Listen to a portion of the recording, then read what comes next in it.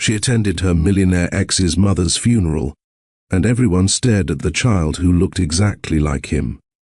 The chapel doors opened at exactly 2:47 p.m., and every conversation stopped.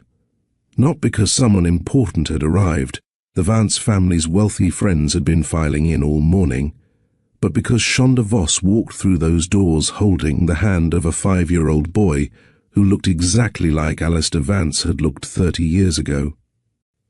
Have you ever walked into a room knowing that one glance at your child could destroy everything you've built to protect them? That's exactly what Shonda faced as 200 pairs of eyes turned toward her son, their shock visible even through their grief.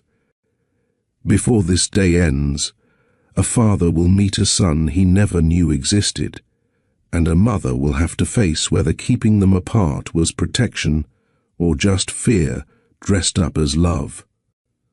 But first, thank you for helping Mr. Steele Rich Stories past 2,500 subscribers.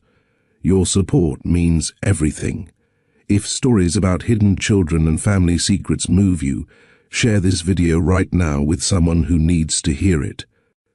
Hit that like button and subscribe because this story will change how you think about protecting the ones you love. The marble floors of St. Augustine's Chapel reflected the afternoon light streaming through stained glass windows, casting colored shadows across the faces of Manhattan's elite. Women in designer black dresses worth more than most people's cars dabbed their eyes with handkerchiefs, while men in custom suits checked their phones discreetly, managing million-dollar deals even in mourning. The air smelled of white lilies and expensive perfume, the kind of gathering where grief itself seemed rehearsed and properly dressed. "Mama, why is everybody looking at us?"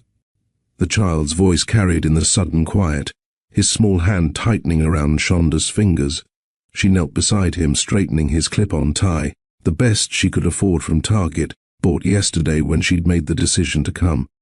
"People are sad today, baby. Sometimes when grown-ups are sad, they look around more. It helps them feel less alone." The lie came easily, practiced from 5 years of similar questions. "Why don't I have a daddy? Why don't we visit Grandma? Why do you cry sometimes when you think I'm sleeping?" Each question required careful navigation between truth and protection, between what a child deserved to know and what might hurt them to learn too young. At the front of the chapel, Lorena Vance's portrait stood surrounded by white roses, thousands of dollars worth of flowers that would be thrown away tomorrow. The photograph showed her at 60, her silver hair perfectly styled, wearing the pearl necklace she never took off, her smile warm despite the formal pose. That smile had been real once, years ago, when she'd found Shonda crying in the Vance estate's kitchen after another fight with Alistair's father about her unsuitable presence in their son's life. "You have a good heart, dear," Lorena had said that day, pressing a cup of tea into Shonda's shaking hands. "Don't let anyone convince you otherwise. Not even my husband." That memory had brought Shonda here today, despite every instinct screaming at her to stay away. Lorena deserved a goodbye from someone who remembered her kindness, not just her money. Alistair Vance stood in the front row, his shoulders rigid beneath a black suit that probably cost more than Shonda made in 3 months. Even from behind, even after 5 years, she knew every line of those shoulders, had traced them with her fingers when they were both 22, and stupid enough to think love could overcome bank accounts and family expectations. His dark hair was shorter now, touched with premature grey at the temples, stress from running his father's company, no doubt. When he turned his head slightly to speak with someone, she caught his profile, the strong jaw she'd kissed 1,000 times, the straight nose her son had inherited, the mouth that used to smile so easily when they were alone. "Is that Shonda Voss?" The whisper came from 3 rows behind them, just loud enough to carry. "Can't be. She disappeared years ago." "No, that's definitely her. I remember her from that charity gala, the one where Roland Vance almost had security escort her out. But look at the boy. Oh my God, he looks just like..." "Shh, whispers spread like ripples across water, each person noticing what couldn't be ignored. The child's unusual eyes, the exact shade that ran through the Vance family line. His dark hair that curled slightly at the ends, just like Alistair's had before he started using whatever expensive product kept it perfectly straight. The shape of his face, still soft with childhood, but showing the bones that would one day make him heartbreakingly handsome like his father. Shonda kept walking, her sensible flat silent on the thick carpet runner between the pews. She'd chosen these shoes deliberately, nothing that would click and draw more attention. Her dress was simple black cotton from 2 years ago, appropriate but forgettable. She'd pulled her hair into a low bun, no jewelry, except tiny pearl earrings that Lorena had given her that last Christmas, before everything fell apart. The plan was simple: sit in the back, pay respects, leave before the reception. No conversations, no confrontations, no dramatic revelations. Her son deserved to grow up without the weight of the Vance name and all its expectations. She'd made that choice 5 years ago when she'd packed everything she owned into 2 suitcases and left New York, pregnant and terrified, but certain she was doing the right thing. Then Alistair turned around. Maybe someone had whispered to him, or maybe he'd felt her presence the way she always felt his. That electric awareness that had drawn them together at that college party 7 years ago, when he was slumming with friends and she was catering to pay tuition. Their eyes met across 20 feet of chapel, and time seemed to pause. His face went through a series of transformations so quick she might have missed them if she hadn't spent years memorizing every expression. First came confusion, why would she be here? Then recognition, his eyes widening as they confirmed what his mind was processing. Then his gaze dropped to the child beside her, and everything changed. The confusion became disbelief. He blinked hard, as if the boy might disappear, might become some other child who just happened to look like Vance. But the child remained devastatingly real, fidgeting with the funeral program Shonda had given him to keep his hands busy, unaware that his biological father was seeing him for the first time. Disbelief shifted to anger, the kind that made Alistair's jaw clench and his hands form fists at his sides. How dare she show up here? How dare she bring this child, his child, to his mother's funeral? How dare she have hidden this from him? But the anger couldn't hold. It melted into something raw, more vulnerable, pain. The kind that comes from realizing you've missed 5 years of your son's life. First words, first steps, first day of school, bedtime stories and scraped knees and teaching him to ride a bike. All of it gone, irretrievable, because the woman you once loved decided you didn't deserve to know. Roland Vance, Alistair's father, noticed his son's distraction and followed his gaze. The old man's reaction was subtler but no less intense, a tightening around his eyes, a slight straightening of his already perfect posture.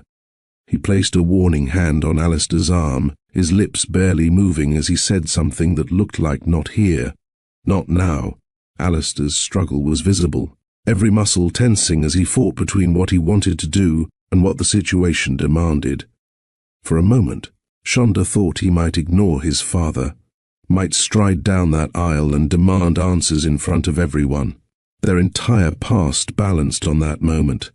Late nights in his dorm room talking about changing the world, sneaking into the Vance Estates pool after midnight, the fight when Roland had offered her $50,000 to disappear, the morning she'd thrown her engagement ring at him and walked out. She remembered the last thing he'd said to her, "If you leave now, don't come back. I won't chase you, Shonda. I'm done fighting for us." She'd been so hurt, so tired of being treated like a gold digger by his family, so scared of raising a child in that toxic environment that she'd taken him at his word. The pregnancy test in her purse had stayed hidden, 2 pink lines that changed everything but that he'd never known about. Now their son stood between them, literally and figuratively, living proof of a love that had burned too bright and burned out too fast. leaving scars neither of them had properly healed. The child looked up at his mother, sensing the tension without understanding it, and Shonda made herself breathe normally, made herself continue toward the back pew, as if her entire world hadn't just shifted on its axis. She could feel Alistair's eyes following them, burning with questions that would have to wait until after his mother was properly mourned and buried. The service will start soon. Prayers would be said, hymns would be sung, and somewhere between the eulogy and the final blessing, she would have to decide whether to run again or finally face what she'd been running from all these years. The boy tugged at her hand as they slid into a back pew. "Mama, who was that man staring at us?" "Just someone I used to know, sweetheart. Someone from a long time ago." He looked sad. Like really, really sad. "Everyone here is sad today, baby. That's what funerals are, places where people come together to be sad about losing someone they loved. Did you love the lady in the picture?" Shonda looked at Lorena's portrait at the front of the chapel, that kind face frozen in time, and felt tears prick her eyes. "I did. She was very good to me once, when I needed someone to be kind. Then I'm glad we came to say goodbye, even if everyone is staring." Out of the mouths of children, Shonda thought, came the simplest truths. She wrapped her arm around her son and pulled him close, breathing in the scent of the discount shampoo she used on his hair, the faint smell of the peanut butter sandwich he'd had for lunch, all the small details that made up their life together, a life she'd built alone by choice, to protect him from the very people filling this chapel.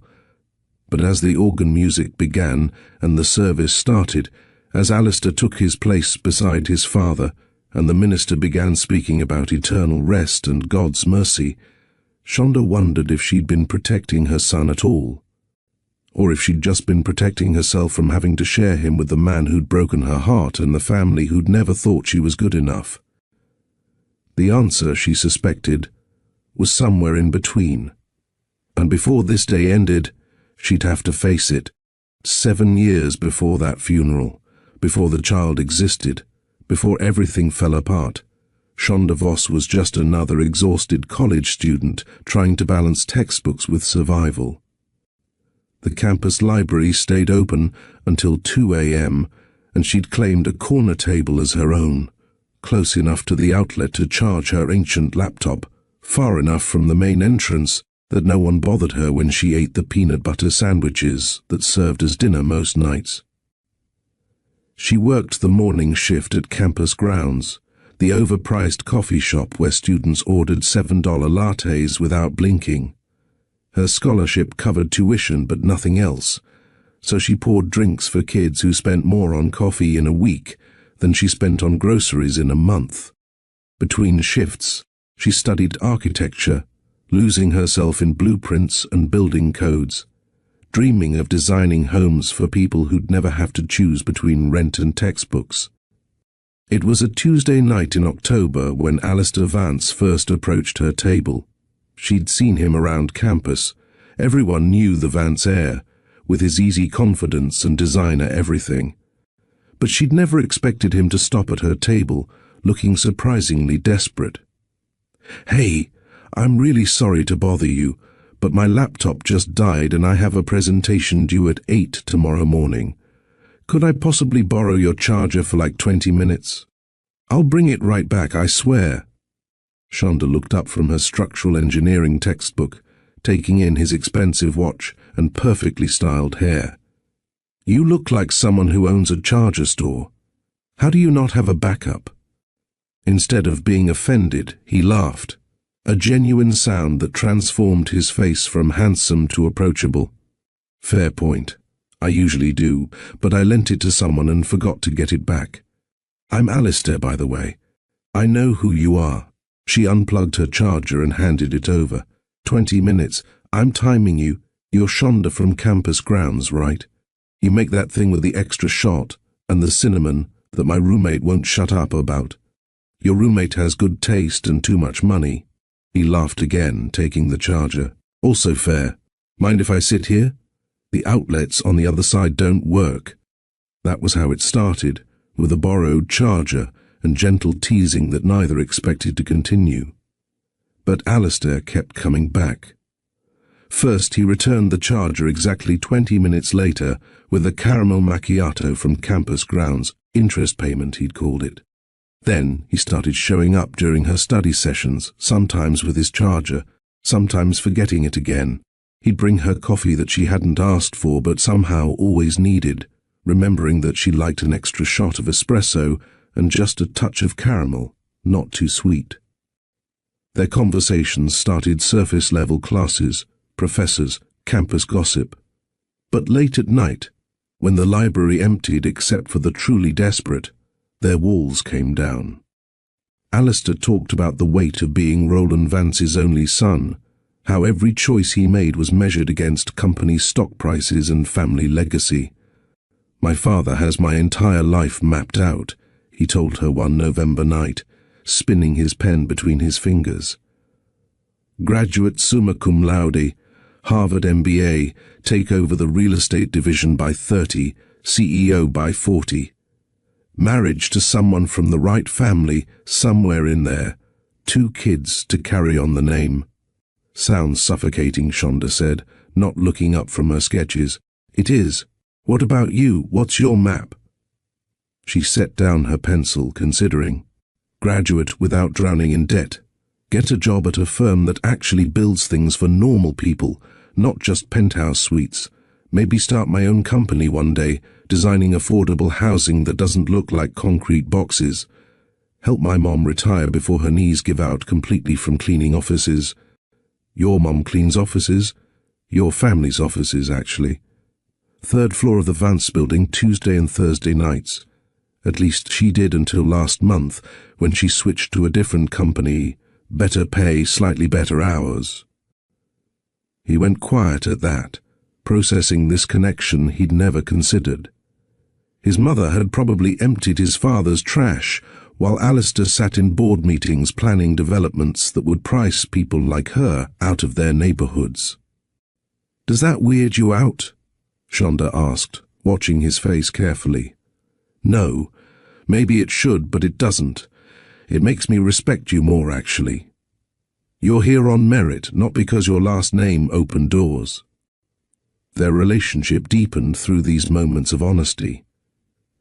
Shonda told him about taking 3 buses to get to campus because she couldn't afford parking, about choosing classes based on which professors didn't require expensive textbooks, about the guidance counselor who told her not to aim too high because people like her rarely made it in architecture.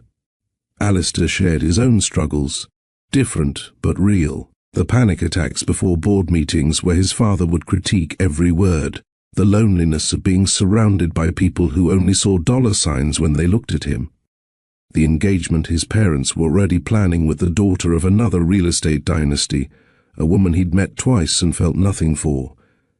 By December, they were inseparable. He'd walk her to a bus stop after the library closed, sometimes riding with her just to spend an extra 40 minutes together. She taught him to appreciate $2 street tacos and showed him the beauty in buildings that weren't trying to scrape the sky. He introduced her to sushi that cost more than her weekly food budget and took her to the observation deck of his family's tallest building, showing her the city spread out like a circuit board of lights. "We're wrong for each other on paper," Shonda said one night, her head on his shoulder as they looked out at the city. "Good thing I've never liked doing what looks right on paper," he replied, kissing the top of her head. The first time Shonda met Lorena Vance was at the family's estate in Westchester, 3 months after that first borrowed charger. Alistair had insisted his mother wanted to meet her, though Shonda suspected it was more about inspection than invitation. The house, if you could call something with 16 bedrooms a house, sat on 5 acres of perfectly maintained grounds. The driveway alone was longer than her entire street back home. "Stop fidgeting," Alistair said as they walked up the marble steps. "She's going to love you. Your mother is going to take one look at my department store dress and know exactly where I don't belong.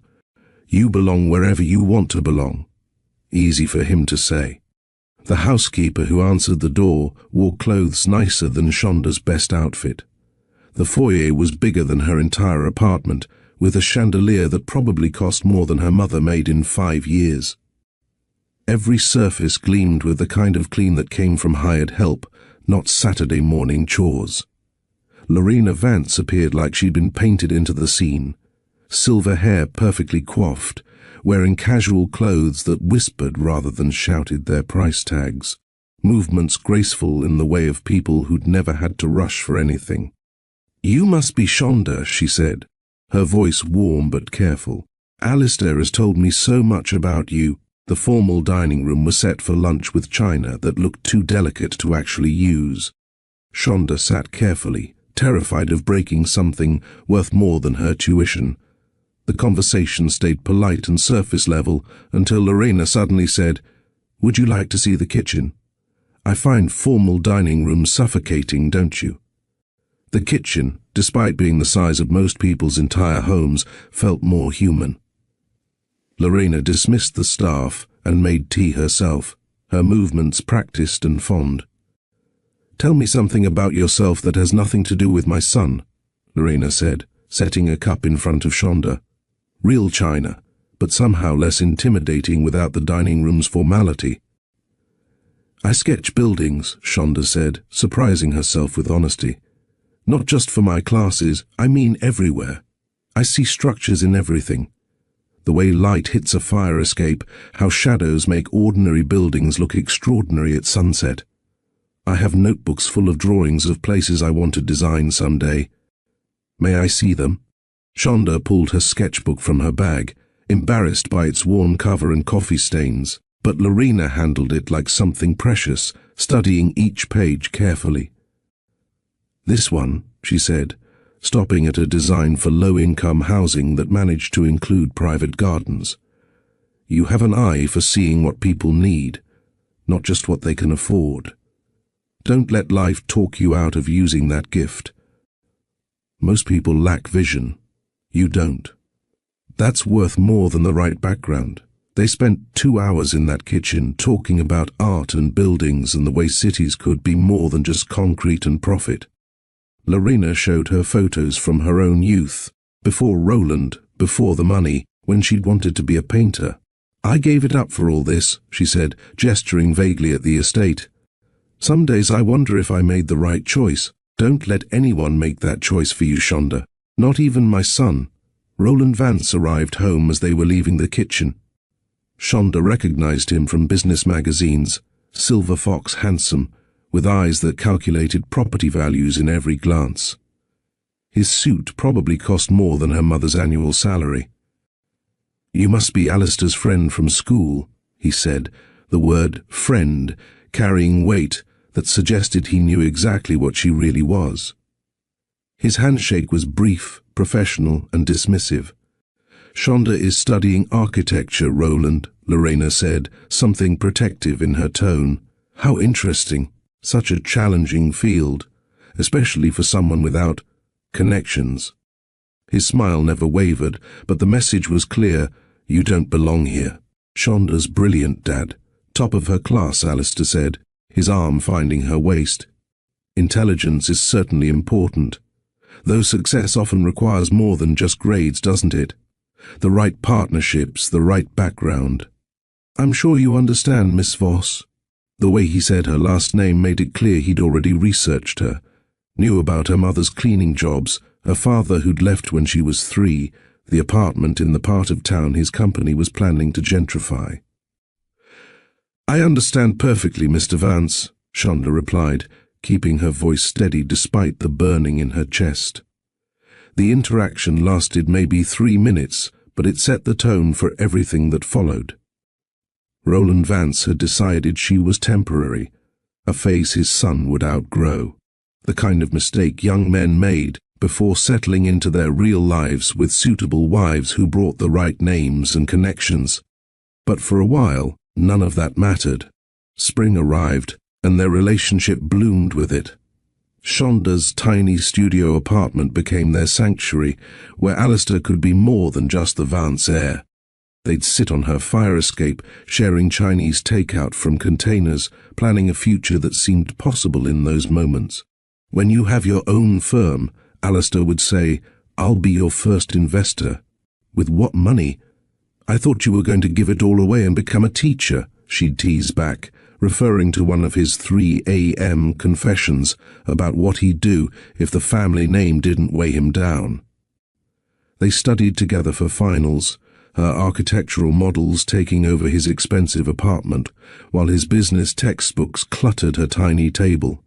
She taught him to see buildings as more than investments, as homes, as dreams, as spaces where lives unfolded. He taught her that. Having money didn't automatically make someone soulless. That privilege could be acknowledged and used for good. On her birthday, instead of expensive jewelry she couldn't wear anywhere, he gave her a set of professional drafting tools, the kind she'd been saving for months to afford. "For the buildings you're going to design, that'll make the Vance Towers look like amateur hour," he'd said. They spent summer afternoons in Central Park, sketching while he read business proposals, occasionally looking up to watch her work. The way her forehead creased when she concentrated, how she bit her lip when getting the perspective just right. He memorized all of it, though neither knew he was storing memories for years of absence ahead. Those were the days when love felt like enough, when Shonda could almost believe she belonged in his world, and Alistair could almost believe he could leave it for hers. They existed in a bubble where Roland's disapproval and society's expectations couldn't reach them, where a girl from the wrong side of the tracks and a boy with too much money could write their own story. She kept the engagement ring he gave her that September in its box for 3 days before wearing it, terrified and thrilled in equal measure. It wasn't ostentatious, he knew her well enough for that. Just a simple band with a modest diamond, the kind of ring a young architect might buy herself someday. "I want to do this right," he'd said, down on one knee in her tiny apartment rather than some fancy restaurant. "I want to wake up next to you in 50 years, still arguing about whether that building is Art Deco or Art Nouveau." She'd said yes, of course. Said yes to him and to the future they'd planned, and to the belief that love could overcome anything, even Roland Vance's checkbook and society's expectations. For exactly 2 months, she wore that ring and believed in their future. Until the morning she stood outside his apartment door and heard a conversation that shattered every dream they'd built together. The bathroom in Shonda's studio apartment was barely big enough to turn around in, but on that November morning, it felt like the walls were closing in entirely. She sat on the closed toilet lid, holding the 3rd pregnancy test she'd taken that week, all showing the same result, 2 pink lines that changed everything. Her hands shook as she set the test on the sink's edge, next to the other 2, as if seeing them together might change what they meant. Outside, city traffic continued its morning rush, car horns and sirens and life moving forward, while hers stood absolutely still. She was 23 years old, 6 months from graduating, engaged to a man whose father hated her, and now carrying a baby that would either bridge their 2 worlds or destroy any chance of belonging in either. Her hand moved unconsciously to her stomach, still flat, showing no sign of life growing inside.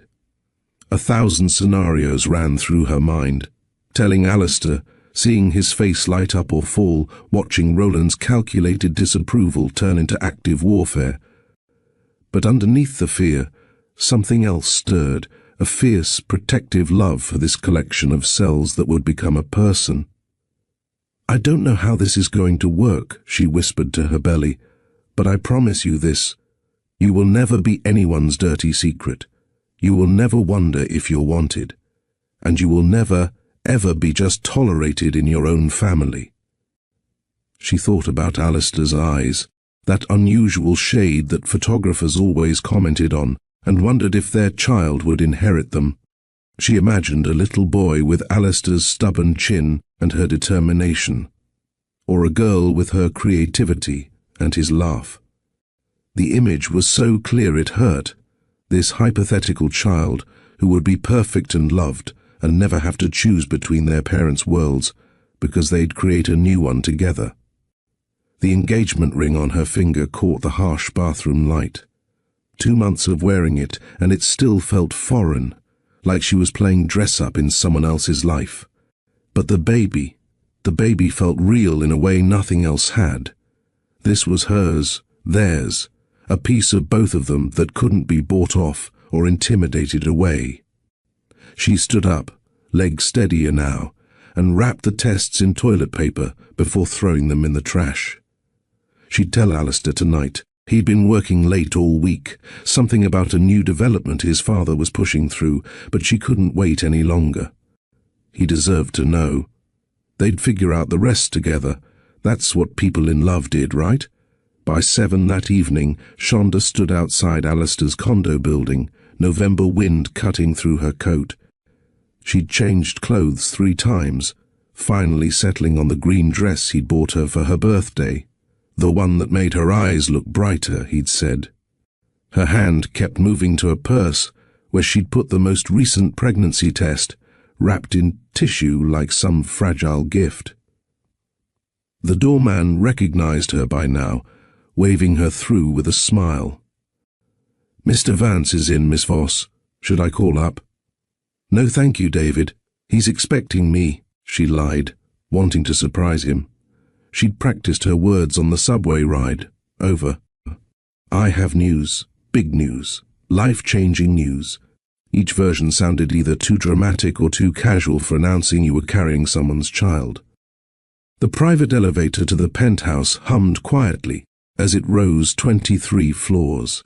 She watched the city shrink below through the glass walls, lights beginning to twinkle as evening settled over Manhattan. This view still amazed her. The whole world spread out like possibility itself. Their child would grow up seeing this, taking for granted what she'd worked so hard just to glimpse. The elevator opened directly into Alistair's apartment, another rich person thing she'd never get used to. Usually music would be playing, or she'd hear him on a conference call, using his business voice that was nothing like how he spoke to her. But tonight, she heard something else, voices, multiple, and one of them made her stomach drop. Roland Vance was here. She should have announced herself, should have called out to let them know she'd arrived. But something in Roland's tone stopped her, that particular mixture of authority and threat that powerful men perfected. The apartment's open design meant voices carried from the living room to the foyer. She stood frozen by the elevator, close enough to hear but hidden from view. "Let me be absolutely clear, son." Roland's voice cut through the space like a blade through silk. "The board meets next month to confirm your position as Executive Vice President of Development. This is not a given, it's a test. They're watching you, watching us, watching for any sign that you're not ready for real responsibility." "I understand, Dad." Alistair sounded tired, the way he did after their fights about his family.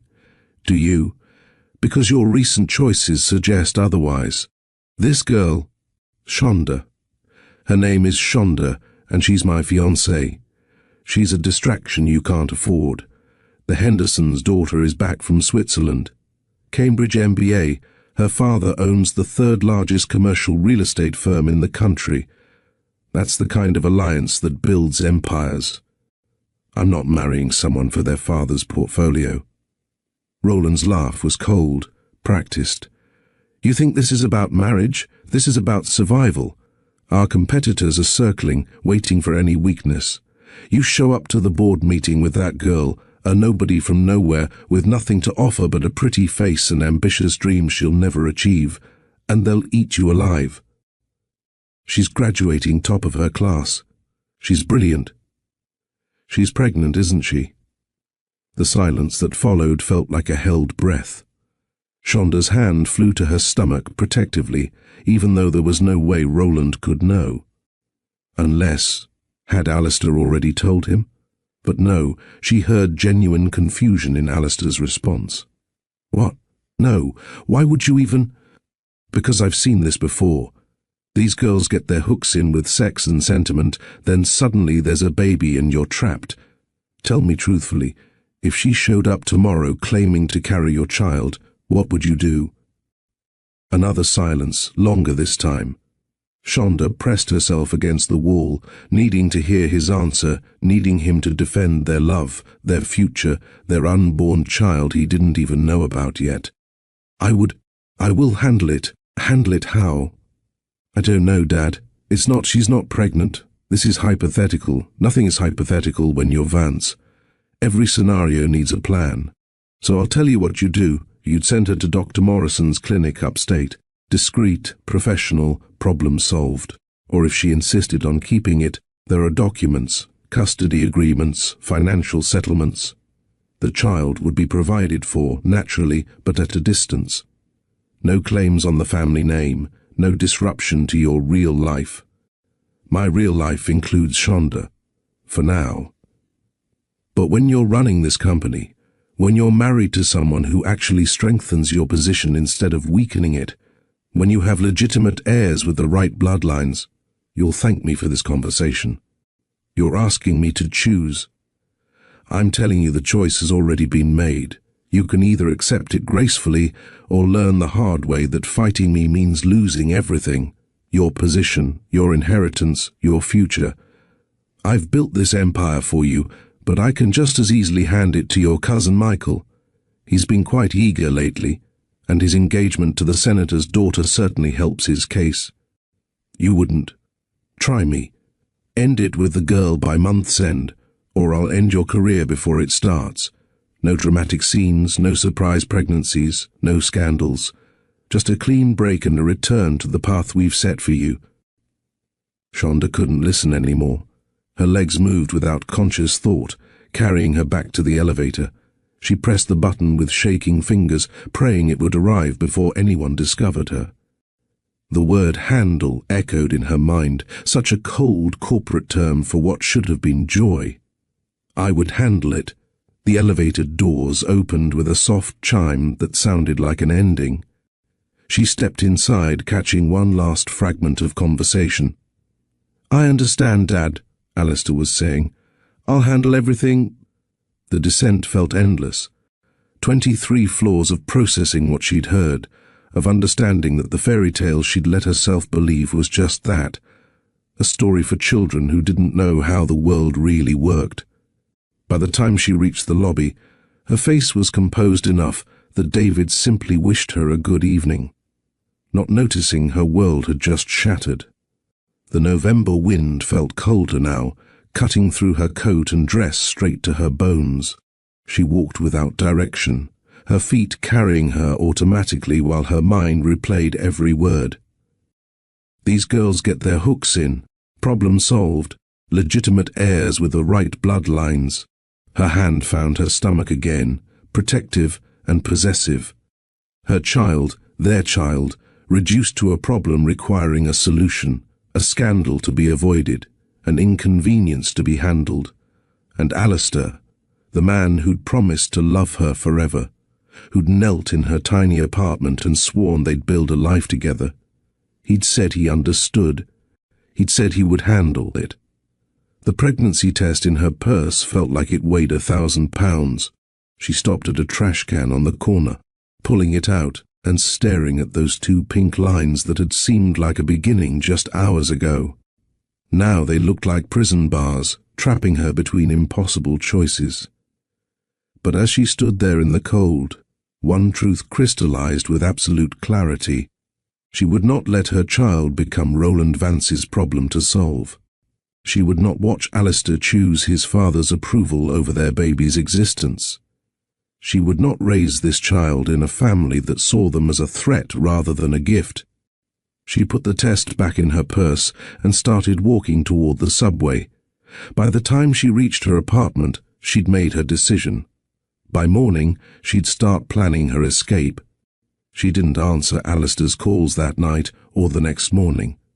By afternoon, he was at her door, knocking with increasing urgency. Shonda, I know you're in there. Your neighbor said she saw you come home. Please, just talk to me. She stood on the other side of the door. her hand on the chain lock, fighting between the urge to let him in and the need to protect herself and her baby from what she'd heard. "We need to talk," he said, his voice muffled through the door. "David said you came by last night but left without coming up. What's going on?" She opened the door but left the chain on, showing only a sliver of her face. "I heard you talking to your father."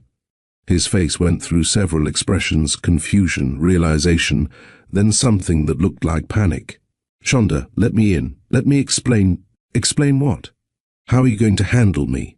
How I'm a distraction you can't afford? You don't understand the context. I understand enough. Answer one question for me, Alistair. Just one, and be honest. Anything. If I were pregnant, hypothetically, would you tell your father?" The question hung between them like a loaded weapon. She watched his face, saw him trying to formulate the right answer, the careful answer, the answer that would get her to open the door. But she didn't want to be careful. She wanted the truth. We would need to discuss the timing. The timing. She laughed, but there was no humor in it. Not "I'd be thrilled" or "we'd figure it out together." The timing, that's not what I meant. You're twisting my words, I'm repeating them. You told your father you understood. You told him you'd handle everything, because I knew that's what he needed to hear. If I'd fought him right then, you would have had to actually fight for us, for me, for the family we talked about having. When will it be certain enough for you? When your father approves? When you've married whoever he picks and I'm what? Your secret on the side? That's not fair. No, what's not fair is that I actually believed you when you said our love was stronger than your family's money. His face hardened, the Vance temper she'd seen him direct at business rivals but never at her. "So that's it? You eavesdrop on a private conversation, jump to conclusions, and now you're ending us." "I didn't jump to anything. I heard your father lay out exactly what he expects, and I heard you agree to it. I never said I'd end things with you. You're being dramatic, running away instead of talking this through like adults. Adults don't let their fathers dictate who they love. Easy for you to say. You don't have anything to lose."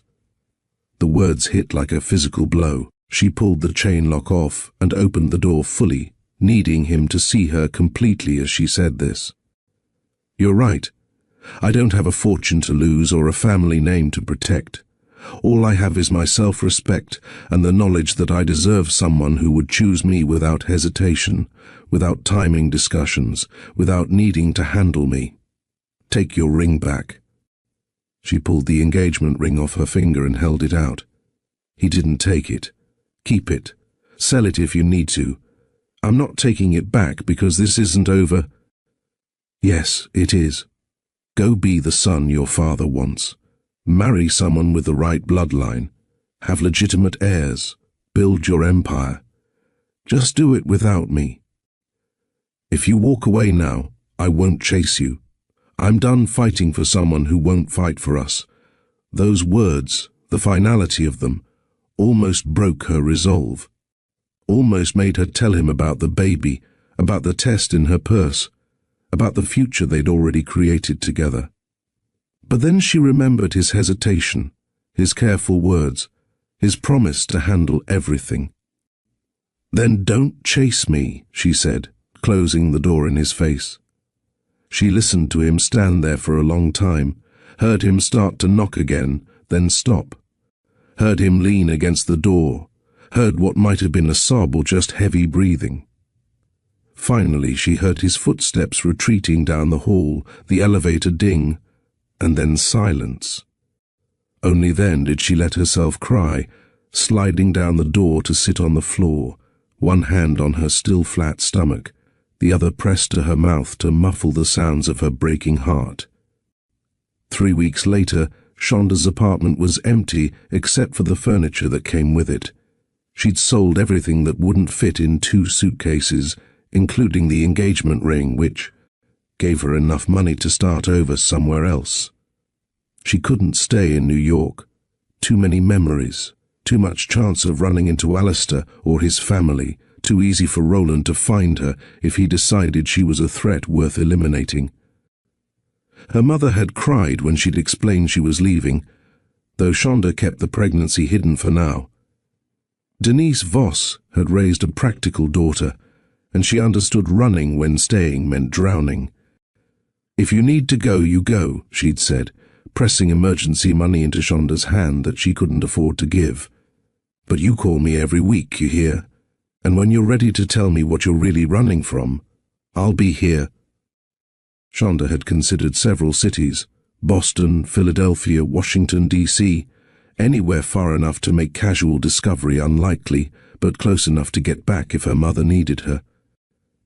She'd chosen Philadelphia because a small architecture firm there had offered her an entry-level position based on her portfolio alone, no background check beyond verifying her degree.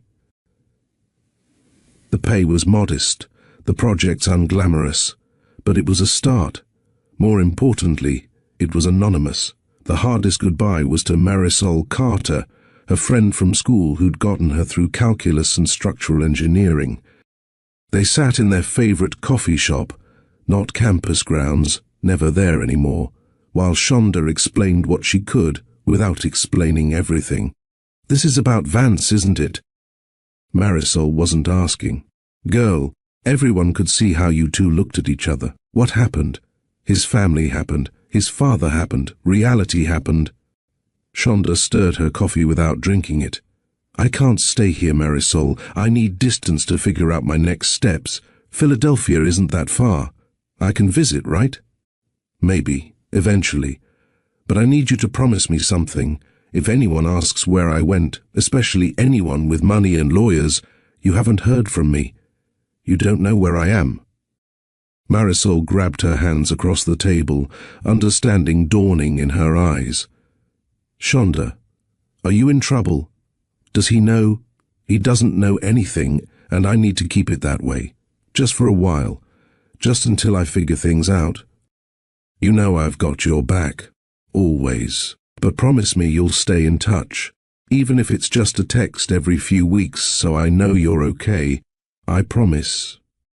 They hugged goodbye on the sidewalk outside, both crying, both pretending they weren't. Shonda got on the subway heading to Port Authority, 2 suitcases and a bus ticket to Philadelphia, her only possessions. The pregnancy was starting to show if you knew what to look for: a slight thickening of her waist, a fullness to her face. In a few more weeks it would be obvious. On the bus, watching New York disappear in the rearview window, she placed one hand on her belly and made a silent promise. "We're going to be okay, baby. I'm going to build us a life where you're wanted and loved and never, ever have to wonder if you're good enough. Just you and me against the world." She believed it too at that moment, believed she could do this alone, could raise a child and build a career, and never need Alistair Vance or his family's money or approval. She believed that running was protecting her baby, not depriving them of a father. She believed a lot of things on that bus ride to Philadelphia. Time would teach her which beliefs were wisdom and which were just fear wearing a different mask. Think about this moment, Shonda standing outside Alistair's door, hearing that conversation between father and son. If you heard what she heard, would you have run like she did, or would you have confronted him with the truth about the pregnancy? Type run if you think protecting yourself and your child from a hostile family is the right choice, even if it means the father never knows. Type confront if you think he deserved the chance to prove whether he'd choose his child over his father's demands. These impossible choices, between protection and honesty, between safety and completeness, define so many real relationships. Your perspective matters because it helps us understand the different ways people navigate fear and love. If this story is gripping you, if you're feeling the weight of Shonda's decision and Alistair's weakness, hit that like button and share this with someone who understands how complicated family and love can be. Subscribe to Mr. Steele Rich Stories because we're just getting started with this journey of hidden children, broken trust, and the question of whether people truly can change. 5 years had transformed Shonda Voss from an ambitious architecture student into something she'd never planned to be. A single mother who traded blueprints for breakfast shifts, designed software for double shifts, and dreams of building skylines for the reality of building one small life, day by day. Philadelphia had been her home for 18 months, long enough to have the baby, recover, and realize that small city architecture firms paid even less than she'd feared. When her mother's health started declining and Denise needed help she wouldn't ask for, Shonda made the calculated decision to return to New York. Not Manhattan, where memories lived on every corner, but Queens, affordable, anonymous, far enough from the Vance world that casual encounters were unlikely. The alarm went off at 4:45 a.m. every morning in their 2-bedroom apartment. She'd shower quickly, using the bathroom light to avoid waking her son, then dress in her catering uniform. Black pants, white shirt, comfortable shoes that had seen too many miles across hotel ballroom floors. By 5:30, she'd be at her neighbor's apartment next door, gently transferring a still-sleeping child from her arms to the elderly woman's couch. Mrs. Patterson charged half what other sitters did, understanding without words what it meant to struggle, to count every dollar twice before spending it once. She'd lost her own daughter young, and treated Shonda's son with the tenderness of a grandmother grateful for second chances. The catering company van picked her up at 6, and she'd spend the next 10 hours serving food to people who never really saw her. Just another pair of hands offering champagne and canapés at corporate events and upscale weddings. Her feet would ache by noon, her back by 3. But she'd smile and nod and refill glasses, because the tips from these events made the difference between paying rent and paying rent, plus buying her son new shoes when he outgrew his old ones overnight. She'd get home by 5 p.m. most days, sometimes later if there was clean-up overtime available. Mrs. Patterson would have the boy at the kitchen table practicing his letters or coloring while she cooked something that smelled like comfort, usually soup that she'd insist Shonda take a container of, refusing any payment beyond her sitting fee. "Mama?" He'd launch himself at her legs, all 5-year-old energy and unconditional love. His eyes, so much like his father's it sometimes stole her breath, would shine with stories about his day. "Mrs. Patterson taught me how to tie my shoes, and I drew you a picture of a dragon, but it looks more like a weird dog." These were the moments that made everything worth it. When she'd sit at their small table, helping him sound out words in his picture books, his head leaning against her shoulder, smelling like crayons and playground dirt and possibility. When they'd have breakfast for dinner because pancakes were cheap, and he thought eating breakfast at night was the height of rebellion. When they'd build fortresses out of couch cushions and pretend the floor was lava, both of them laughing until their sides hurt. The bedtime routine was sacred, bath time with too many bubbles, 2 stories, and their special goodnight ritual. "I love you to the moon," she'd say, tucking him in. "And back?" he'd ask, even though he knew the answer. And back, times infinity +1, +2, +3. This would continue until one of them said a number so ridiculous they'd both dissolve into giggles. Then she'd kiss his forehead, leave his dinosaur nightlight on, and slip out to the living room, where she'd spend another 2 hours working on freelance drafting projects. Small jobs that barely paid, but kept her skills sharp, kept her connected to the architect she'd once planned to be. The apartment was small but clean, decorated with his artwork and thrift store finds she'd painted to look less worn.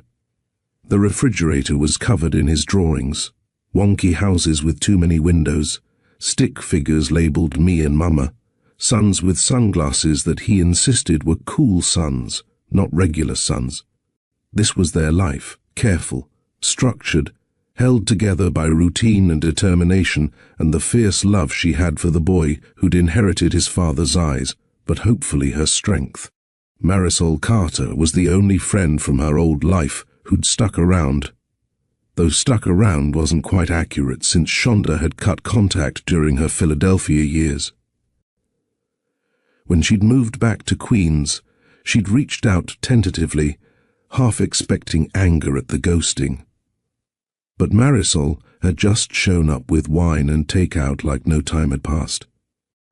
"Girl, your feet must be killing you," Marisol said on one visit, watching Shonda soak them in a plastic tub of hot water and Epsom salt. "When's the last time you wore shoes that weren't orthopedic? When's the last time you paid $1,500 in rent for a place with mysterious stains on the ceiling?"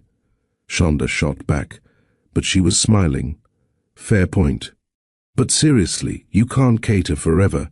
Your brain is too good to waste on remembering who ordered the gluten-free option." "My brain is currently focused on keeping my kid fed, clothed, and happy. Architecture can wait." Marisol watched the boy playing with blocks in the corner, building and rebuilding towers with serious concentration. "He looks just like—" "Don't." Shonda's voice was sharp, protective. "We don't talk about that. It's been 5 years, Shonda. Maybe it's time." "Time for what? To disrupt his life? To introduce him to a family that would either reject him or try to buy him? To reopen wounds that finally stop bleeding? To give him the chance to know where he comes from? He comes from me. That's enough." Marisol never pushed further, but Shonda could see the questions in her eyes every time the boy did something that reminded them both of Alistair. The way he tilted his head when thinking, his surprising stubbornness about seemingly random things, the way he could charm anyone with his smile.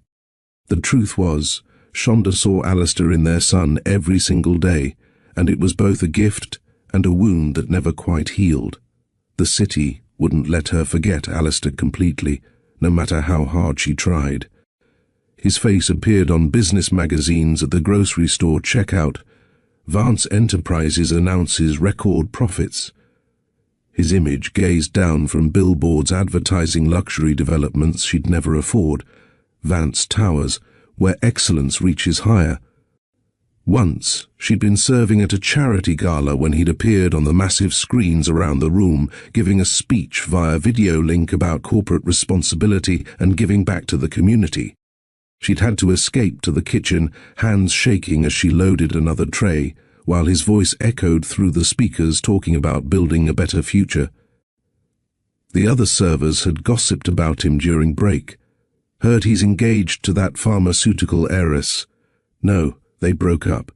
He's with some senator's daughter now. A man like that could have anyone he wants. Shonda had stayed silent, focusing on folding napkins into perfect triangles, pretending her chest didn't tighten with each mention of his name. The worst was when her son pointed to a billboard near their subway stop, excited because he was learning to read. "Mama, that says Vance, V-A-N-C-E. Her heart had stopped. She'd never told him his middle name, had been saving that conversation for when he was older, when she could explain the complicated truth without crushing his understanding of family. "Good reading, baby. You're getting so good at sounding out words. Is that a building company? They make really tall buildings." "Yes, they do. Very tall ones. Maybe when I grow up I can make tall buildings too." "You can be anything you want to be, sweetheart. Anything at all." But she'd steered them away from that subway stop after that, taking a longer route that added 15 minutes to their commute, but avoided that particular billboard and the questions it might trigger. As her son grew older and more aware, his questions became harder to deflect. "Mom, how come everyone at school has a dad except me?" he'd asked one evening over homework, his pencil tapping against his math workbook. "Not everyone, baby. Remember, Sophia in your class lives with her grandmother. Families come in all shapes, but Sophia knows who her dad is. He just lives in Florida." "Where does my dad live?" "I don't know where he lives now, sweetheart. Did he die?" "No, he didn't die. Then why doesn't he visit?" The question hung in the air like an accusation she couldn't defend against.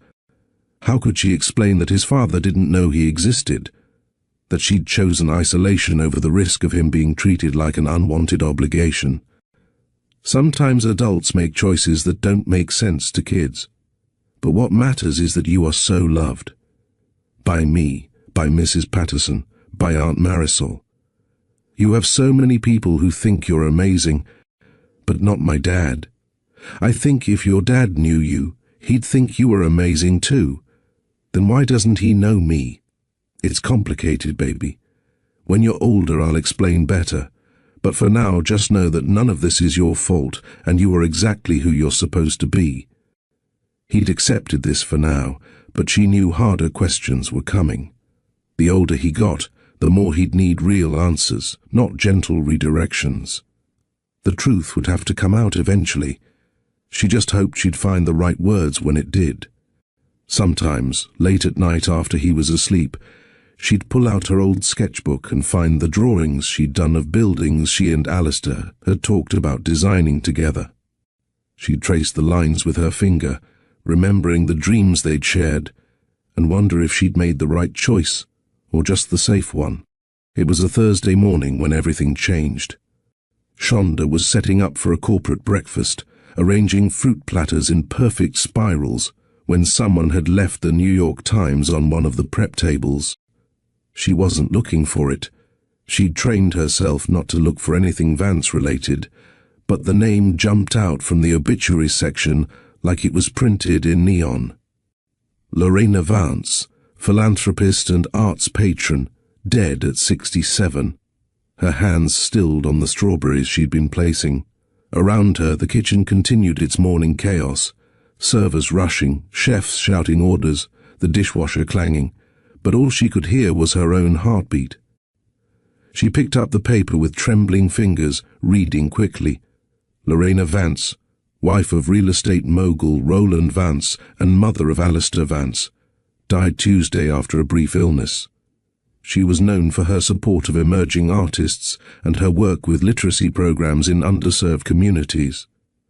Services will be held Saturday at St. Augustine's Chapel, the same chapel where she'd almost married Alistair. The irony wasn't lost on her. Voss, those platters aren't going to arrange themselves. Her supervisor's voice cut through her trance.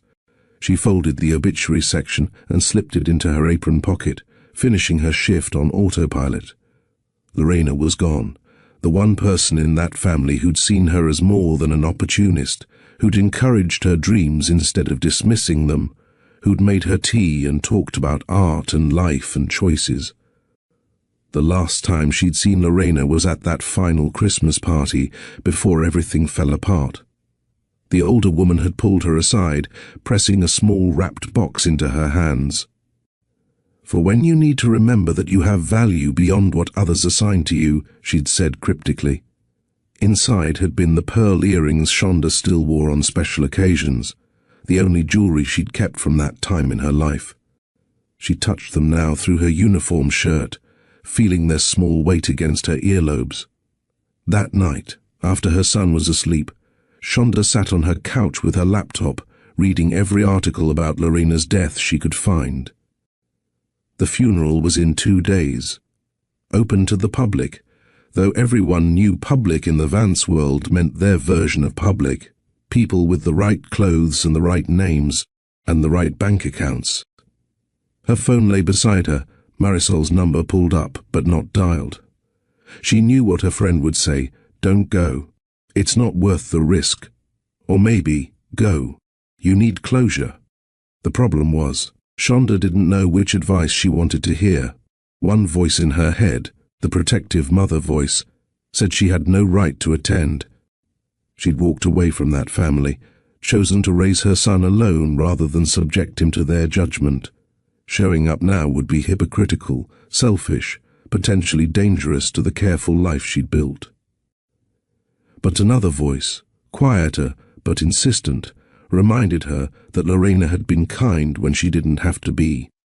That funeral wasn't about Roland or Alistair or old wounds. It was about saying goodbye to someone who'd made her feel seen during a time when she'd been invisible to everyone else who mattered. She thought about her son sleeping in the next room, how she'd taught him about respect and gratitude and honoring people who'd been good to you. How could she teach him these values if she couldn't practice them herself? The real question haunted her.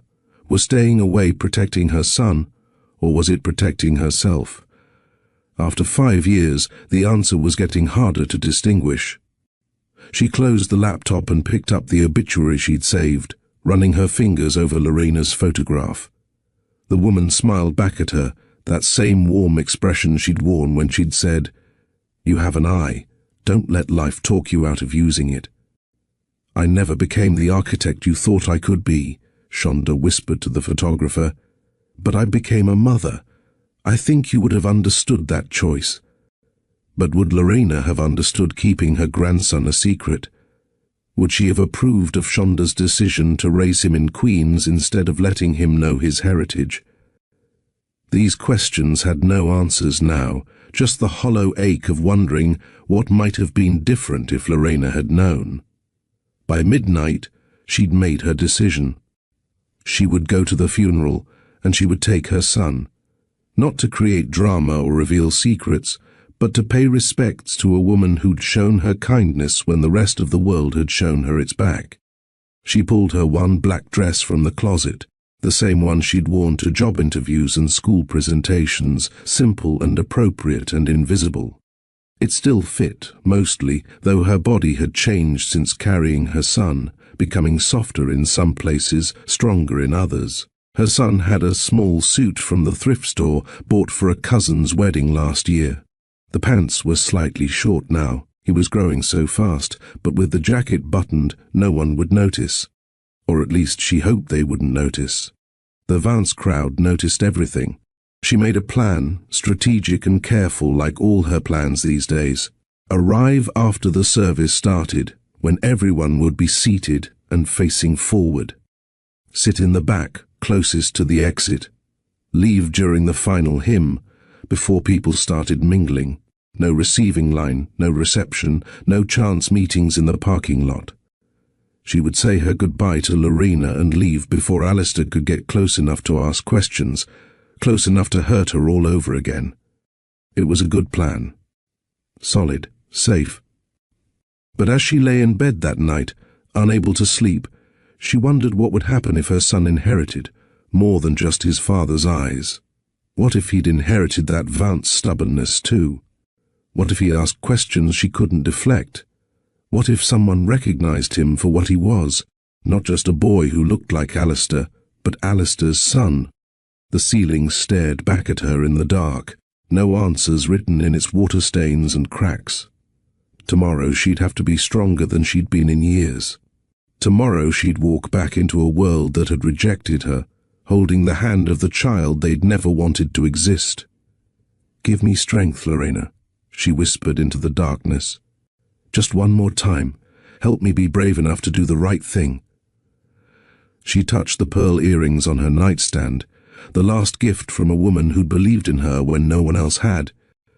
She'd wear them to the funeral, a small tribute to kindness in a world that often valued everything else more. Outside, sirens wailed and the city continued its restless night. Inside this small Queen's apartment, a single mother prepared to face the past she'd been running from for 5 years, armed with nothing but love for her son and respect for a woman who deserved to be remembered. The organ music filled St. Augustine's chapel with somber majesty, each note reverberating through the stone walls like grief-given sound. Shonda kept her arm around her son, who sat unnaturally still beside her, his 5-year-old energy temporarily subdued by the formal atmosphere and sea of black clothing. "Why is everyone so quiet?" he whispered, his voice carrying further than he intended in the hushed space. She leaned close to his ear, speaking softly. "When someone passes away, we gather to remember them and say goodbye. The quiet helps us think about all the good memories, like when we said goodbye to Mrs. Patterson's cat. Similar, yes. But this is for a person, so it's bigger." The minister began speaking about resurrection and eternal life, words that floated over the congregation like clouds, present but untouchable. Her son fidgeted with his clip-on tie until Shonda gently stilled his hands, giving him her phone to play with on silent mode, knowing this was the only way to keep him settled through what would be a long service. The chapel was exactly as she remembered from years ago when she and Alistair had met with the minister about their wedding plans. The same stained glass windows casting rainbow patterns across marble floors, the same wooden pews that creaked slightly when people shifted, the same altar where she'd imagined standing in white instead of hiding in black.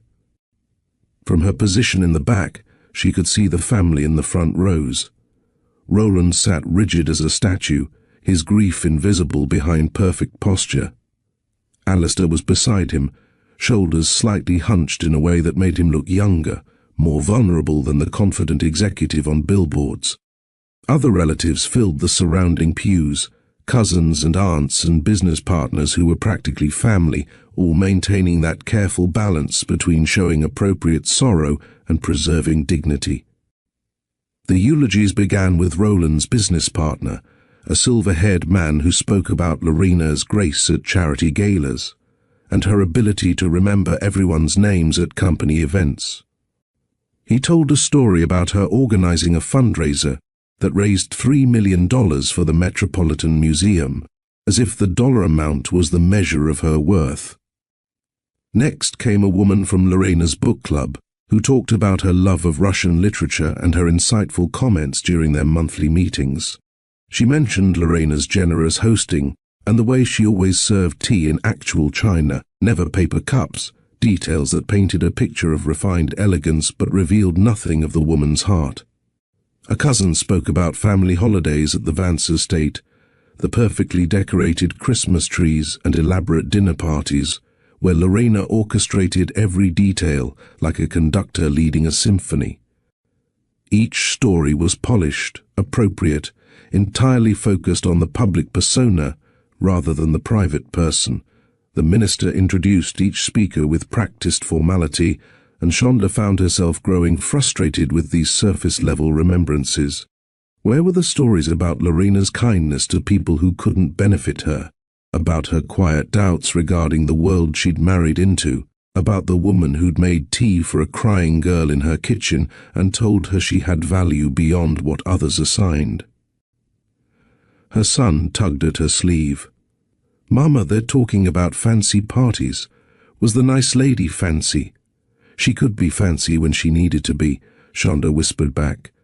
"But she was also kind." "That's more important than fancy." "Oh, I think being kind is better too."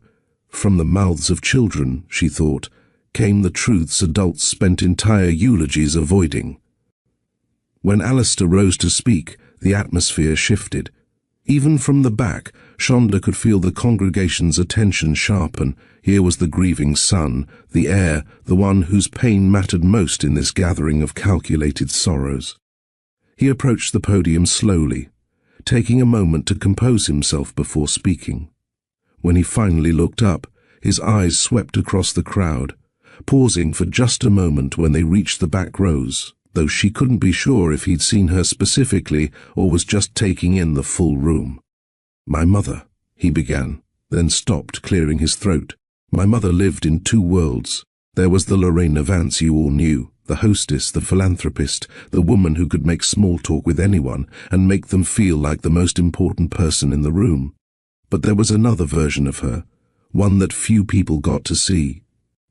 He paused, his fingers gripping the podium edges. Late at night, after the parties ended and the guests went home, she'd sit in the kitchen, never the formal living room, always the kitchen, and she'd talk to me about real things, about art that moved her, not because it was expensive, but because it spoke to something inside her, about people she'd met who were doing interesting things with their lives, regardless of their bank accounts. Shonda's son looked up from the phone, drawn by something in Alistair's voice. Her heart raced, but he just watched with innocent curiosity before returning to his game. "She taught me that money was a tool, not a measure of worth. I'm ashamed to say I understood that lesson too late. I spent years chasing deals and developments, thinking success meant higher buildings and bigger profits. She tried to tell me that success meant something else: connection, authenticity, choosing love over logic. His voice cracked slightly on the word love, and he took a moment to steady himself. She believed in people's potential, especially people others overlooked. She'd champion artists who were still learning their craft, support businesses that were just starting out, defend choices that didn't make sense on spreadsheets but made perfect sense in the heart. Shonda felt tears burning her eyes, remembering Lorena looking at her sketches, seeing promise where others saw presumption. "I failed her in many ways," Alistair continued, his voice stronger now but weighted with regret. "I chose safety over courage, expectations over authenticity, the path laid out for me over the one I should have carved myself. She forgave me, of course. She always forgave. But I'm not sure I'll ever forgive myself for the years I wasted not being the son she raised me to be." He looked directly at the casket, surrounded by its fortress of white roses. "Mom, I promise to do better, to be better, to remember that buildings are just concrete and glass unless they shelter something meaningful, to value people for who they are, not what they can offer, to choose love, even when, especially when, it doesn't make sense on paper." The words landed on Shonda like weights, each one a reminder of what might have been if he'd had this courage 5 years ago. As Alistair returned to his seat, Shonda found herself fighting a war inside her chest. Part of her wanted to believe his words, to think he'd genuinely changed, genuinely understood what he'd lost, by choosing his father's path over their love. But another part, the part that had heard him promise to handle her, wondered if he'd just learned to say the right things at the right times. Rich people were good at that, performing emotion when it served them, showing depth during eulogies and shallowness in boardrooms. How many times had she watched him switch between the Alistair she loved and the Vance heir his father demanded, like changing masks between scenes? Still, the pain in his voice had sounded real. The regret had weight to it, substance that couldn't be faked. Or maybe she just wanted to believe it was real because it would mean their love had mattered, had changed him even if it hadn't been enough to choose her. Her son shifted beside her, and she was reminded why she'd come, not for Alistair or their complicated past, but for Lorena, who deserved more than she'd gotten from life, including the chance to know her grandson. That thought hit her with unexpected force. Lorena had died never knowing she had a grandson, never getting to see those amber-brown eyes in a child's face, never hearing about his love of dinosaurs and his emerging kindness, never being the grandmother she would have been. Warm and encouraging and seeing potential where others saw limitations. Shonda had taken that from her. In protecting her son from the Vance family, she'd also deprived Lorena of something precious. The guilt of that realization settled in her chest like a stone.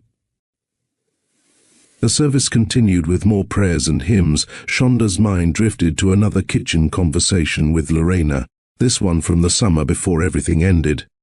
They'd been looking at Shonda's portfolio together while Alistair and Roland argued about something in the study, always arguing. Those two, like business, was a battle that never ended. "You know," Lorena had said, tracing her finger over a design for a community centre Shonda had created for her senior project, "Roland would hate this. Because it's not profitable, because it's generous. My husband sees generosity as weakness, did you know that? He thinks giving anything away without getting something back is foolish." She'd smiled sadly. "I used to argue with him about it, but I learned to pick my battles. Or maybe I just learned to lose quietly. You don't seem like someone who loses." "Oh, my dear, I've been losing for 30 years. I just do it with excellent posture and appropriate jewelry." She touched her pearl necklace, the one she never took off. "But you still have a fight in you. Don't let anyone, not Roland, not even Alistair, convince you to stop fighting for what you believe in." Alistair wouldn't. Alistair is my son, and I love him more than life itself. But he's also his father's son, trained from birth to see the world through spreadsheets and profit margins. He's fighting against that training. I can see it when he looks at you. But fights like that, sometimes love isn't enough to win them. The memory stung now, sitting in Lorena's funeral, knowing how right she'd been. Love hadn't been enough. Not for Alistair to choose her, not for her to stay and fight, not for any of them to get the life they'd wanted. If she could go back to that kitchen conversation, what would she tell Lorena? Would she admit she was pregnant? Would she ask for help navigating the impossible situation with Roland and Alistair? Would Lorena have protected them, or would family loyalty have won out in the end? She'd never know now.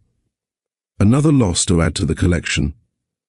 The service concluded with a final hymn, Amazing Grace, which half the congregation sang and half just mouthed along to, too wealthy or too worn down to put feeling into the words. As the last notes faded, the minister invited everyone to pay their final respects before the casket would be closed for burial.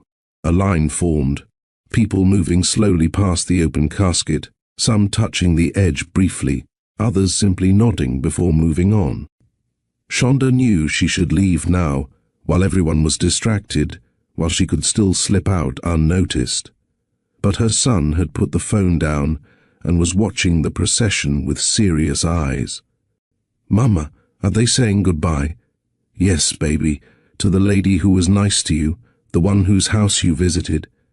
She'd mentioned Lorena once or twice over the years, careful stories about a kind woman who'd encouraged her dreams. She hadn't expected him to remember, but 5-year-olds had surprising memories for details that mattered. "That's right, sweetheart. Can I say goodbye too? You said it's important to thank people who are nice to us." Her own lessons come back to complicate her escape plan. She looked at the line, calculated the risk, weighed her son's moral education against her need for safety. The mother won over the fugitive. "Yes, we can say goodbye, but quickly, okay?" They joined the end of the line, Shonda keeping her son slightly in front of her, using her body to shield him from direct view of the front pews. As they moved forward, she heard fragments of other people's goodbyes. "Rest well, Lorena. The city won't be the same without you. Your charity work will continue, I promise." When they reached the casket, her son stood on his tiptoes to see better. Lorena looked peaceful, wearing a navy dress instead of black, her pearl necklace still in place. The funeral home had done their work well. She looked like she might wake up any moment and ask if anyone wanted tea. Her son studied her for a long moment, then looked up at the portrait placed beside the casket. "She has a nice smile," he said quietly, like she knew secrets but good ones. "She did," Shonda whispered, her throat tight. He turned back to the casket and spoke in his clear young voice. "Thank you for being nice to my mama when she was sad. I hope you're not sick anymore wherever you are. Maybe you can watch her sometimes, like guardian angels do. Mama says you believed in her when other people didn't, so I think you must have been very smart." Several people nearby turned to look, touched by the child's sincere words. Shonda saw recognition dawn on some faces, former acquaintances starting to place her, starting to notice her son's familiar features. "We should go now," she murmured, taking his hand. They'd almost reached the side door when she heard her name spoken quietly but with an authority that made it impossible to pretend she hadn't heard. "Shonda." She turned slowly, keeping her son slightly behind her. Alistair stood 10 feet away, close enough that she could see the exhaustion written in every line of his face, far enough that it felt like the chasm of 5 years stretched between them. "Alistair." She kept her voice neutral, polite, the tone you'd use with a stranger who happened to know your name. "I'm sorry for your loss. Your mother was a remarkable woman. Thank you for coming. I didn't expect to see you here. She was kind to me once. That deserved acknowledgement. He took a step closer, and she saw his eyes flicker to her son, who'd moved beside her, curious about this stranger who knew his mother's name. She watched Alistair's face change as he truly looked at the child for the first time up close. The recognition, the mathematics of years and features, the dawning understanding that shifted his expression from grief to something more complex. The resemblance was undeniable at this distance. Same eyes, same nose, same chin that would one day be strong and stubborn like his father's. Her son looked back at Alistair with equal curiosity, perhaps sensing something familiar without understanding what. "Could we talk?" Alistair's voice was carefully controlled, but she heard the tremor underneath. "Please, just for a few minutes." "Mama, I'm hungry," her son said, tugging at her hand, unaware of the tension crackling between the adults. "I know, baby. We'll get something soon." She looked back at Alistair, seeing Roland approaching from across the room, his radar for threats to the family reputation apparently still functional, even in grief. "There's a side entrance by the prayer garden. I'll meet you there in 5 minutes, after I get him settled. Shonda." "5 minutes, Alistair." "That's all." She walked away before he could respond, leading her son toward the small anteroom where she'd noticed coffee and cookies earlier, funeral refreshments that would keep a 5-year-old occupied while she faced whatever came next. Her hands shook as she poured juice into a paper cup, settling him in a chair where she could see him through the doorway, but where he couldn't hear adult conversations that might change his world. "Stay right here, sweetheart. Eat your cookie, and I'll be back in just a few minutes. Is that man your friend?" "He's someone I used to know. Be good, okay?" He nodded, already focused on choosing between chocolate chip and sugar cookies, unaware that his mother was about to face his father for the first time since she'd shut a door in his face 5 years ago. She checked her reflection in the window, still composed, still controlled, giving nothing away. The pearl earrings caught the light, Lorena's last gift, reminding her that she had value beyond what others assigned. She touched them briefly, gathering strength from a woman who couldn't help anymore, but whose belief still mattered. Then she walked toward the prayer garden entrance, toward the conversation that would either destroy the careful life she'd built, or force her to finally face the truth she'd been running from, that her son deserved to know his father, and she deserved to stop carrying this secret alone. The hallway stretched before her like a gauntlet. At the end of it, Alistair waited, and with him came 5 years of questions, accusations, and the devastating possibility that everything she'd done to protect her son had been the wrong choice all along. The prayer garden entrance opened onto a small stone hallway, quiet and cool compared to the crowded chapel. Afternoon light filtered through narrow windows, casting long shadows across the floor where Shonda stood waiting, her arms crossed defensively over her chest. She heard his footsteps before she saw him, expensive shoes on marble, the sound of wealth approaching. Alistair appeared at the end of the hallway, loosening his tie slightly as if it had been strangling him through the service. He stopped a few feet away, maintaining distance, both of them aware they were standing in a minefield of unspoken truths. "That boy," he said, the words coming out harder than perhaps he'd intended. "He's mine, isn't he? He's not yours. He's his own person, a child, Alistair. Not a possession, not a scandal, not a problem to be handled. That's not what I meant." "Then say what you mean. After 5 years, I think we're past dancing around things." His jaw tightened, that familiar gesture when he was fighting to control his temper. "Fine. Is he my biological child, yes or no?" "Yes." The single word hung between them like a grenade with the pin pulled. She watched him process it, saw the confirmation of what he'd already suspected hit him with the force of certainty. His hands formed fists at his sides, then released, then formed again, a physical manifestation of emotions he couldn't quite control. 5 years. His voice was low, shaking with controlled fury. You've kept my son from me for 5 years. Don't you dare." She stepped forward, her own anger rising to match his. "Don't you dare make this about what I kept from you when you made it impossible for me to stay." "I made it impossible. You're the one who disappeared. Changed your number, moved to another city without telling anyone where you went, blocked me from every possible way to reach you. I tried, Shonda. For months I tried to find you. Did you try before or after you told your father you'd handle me?" The question stopped him cold. His expression shifted from anger to confusion. "What are you talking about?" "That night. The night I came to tell you I was pregnant. You were talking to Roland, and I heard every word. You were there. I was outside your door. I heard him demand you end the distraction, heard him say no surprise pregnancies, no scandals. And I heard you," her voice cracked, despite her determination to stay strong. "I heard you say you understood, that you'd handle everything." Recognition flickered across his face, memory clearly reconstructing that conversation from 5 years ago. "You heard that conversation and thought—" "I thought exactly what any woman would think hearing the man she loves agree to eliminate any inconvenient children. I was pregnant, Alistair.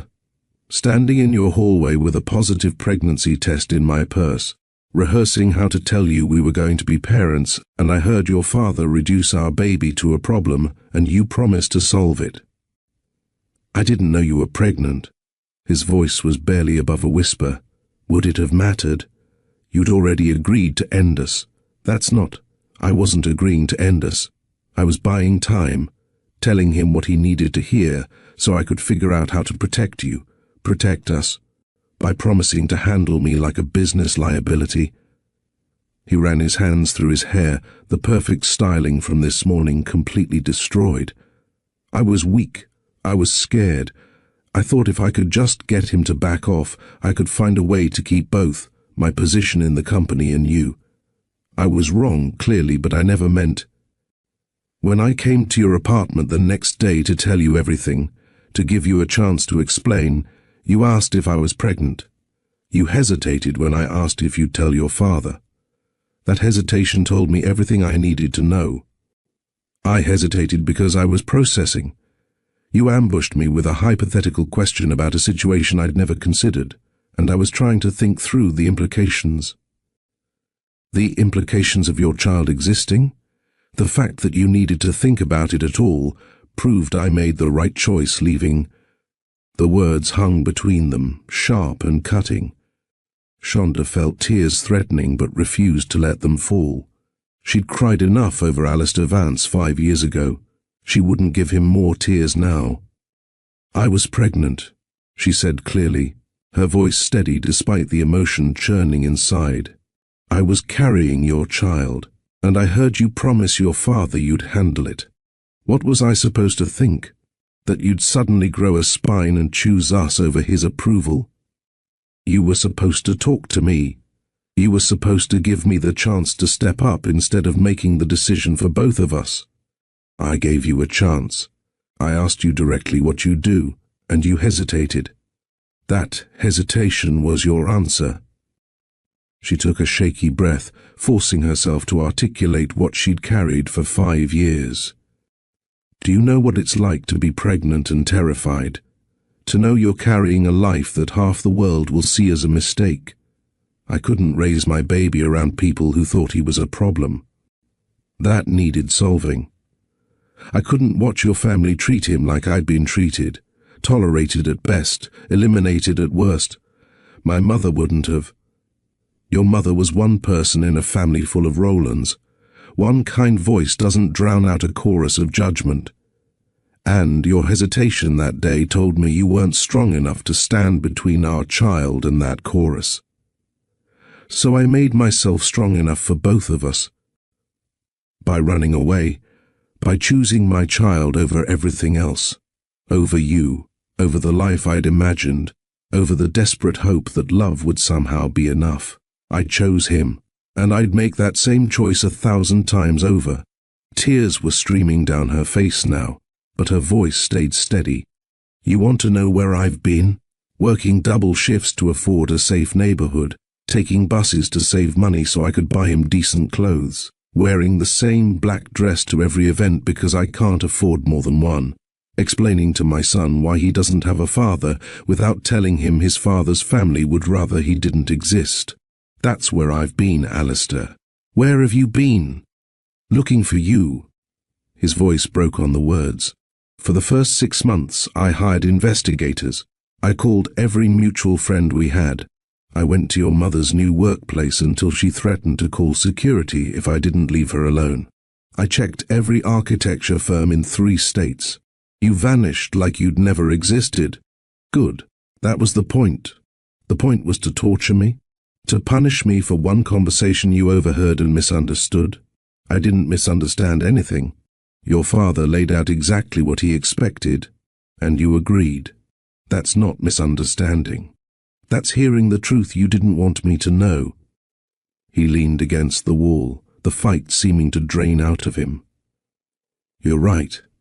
You're right that I was weak, that I let my father's expectations matter more than they should have, that I didn't fight hard enough for us when it counted. He looked up at her, his eyes, their son's eyes, filled with pain and regret. But you're wrong that I would have chosen them over our child. How can you possibly know that? You never got the chance to choose, because I've spent 5 years regretting every choice I made that drove you away. Because I sabotaged every relationship my father arranged, I couldn't commit to any woman who wasn't you. Because I turned down the vice president position twice before finally accepting it, trying to prove I could succeed on my own terms, not his. That's supposed to impress me? You turned down promotions while I was changing diapers alone. No, God, no. Nothing I did comes close to what you've carried, I know that. But you asked where I've been, and the answer is stuck. Stuck in the moment you walked away, stuck wondering what I could have done differently, stuck being the coward you accused me of being because you were absolutely right. The silence stretched between them, heavy with 5 years of missed moments and misunderstood intentions. In that quiet, the truth settled around them like dust after an explosion. Messy, complicated, refusing to land neatly on one side or the other.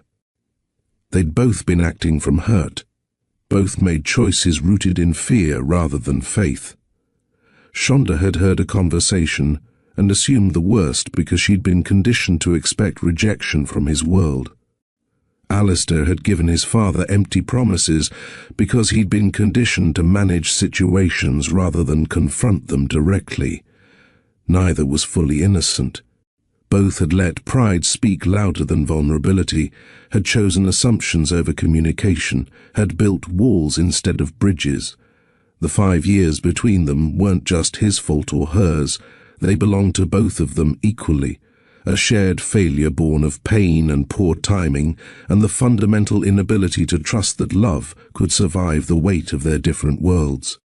We can't undo 5 years, Shonda finally said, her voice exhausted. We can't get back the time you lost, or the struggles I faced alone.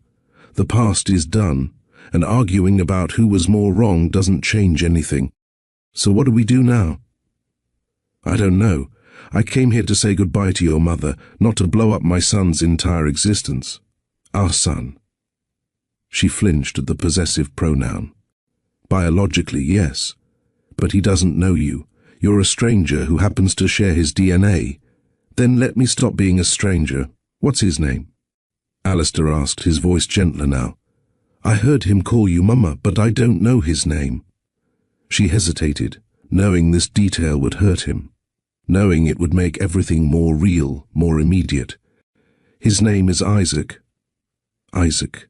He tested the name, tasting it like something precious. That's a strong name. I named him after my grandfather. He died before I was born, but my mother said he was the kindest man she ever knew. I wanted our son to have that legacy, kindness over wealth, character over status. It's perfect. It suits him. His voice caught. Does he ask about me? He asks about his father, not about you specifically, because he doesn't know you exist. I tell him his dad lives far away, that things were complicated, that none of it is his fault. What else can I say? The truth is too complex for a 5-year-old. What is the truth? How do you explain this to him? She looked at him directly, all her protective walls temporarily lowered by exhaustion and grief. I don't explain to you. I will explain his middle name. His middle name? Isaac Vance. I gave him your last name as his middle name because even though I was raising him alone, I couldn't erase half of who he is. Every time someone asks about it, I tell him it's after a teacher who believed in me. He doesn't know it's yours, not yet. Alistair closed his eyes, processing this. You gave him my name. I gave him his name. His birthright, even if I wasn't ready for him to claim it. He deserves to know where he comes from, even if I couldn't handle him being part of that world yet. Yet. You said it already. Don't read too much into one word, but they both knew it was significant. Yet it meant possibility. Yet I mean maybe someday. Yet meant the door wasn't completely closed, just carefully guarded. Alistair pushed off from the wall, taking a step closer, but still maintaining respectful distance. Let me meet him. Really meet him. Not just see him across a chapel. Let me prove I'm not the monster you've built me up to be in your head. Every protective instinct Shonda had screamed at her to refuse, to grab Isaac and run like she'd done 5 years ago, to protect her child from the complications this man represented. But another voice, quieter but insistent, reminded her that she'd promised Isaac honesty and promised he'd never wonder if he was wanted. And watching Alistair now, seeing genuine pain and regret in his face, she wondered if she'd been protecting Isaac, or just protecting herself from facing this exact moment. 5 minutes, she heard herself say. In the anteroom where I left him, where I can see you both the entire time you don't tell him who you are. That's my decision to make, my timeline to choose. You just talk to him. See who he is. Thank you. The relief in his voice was palpable. Don't thank me yet. This isn't forgiveness, Alistair.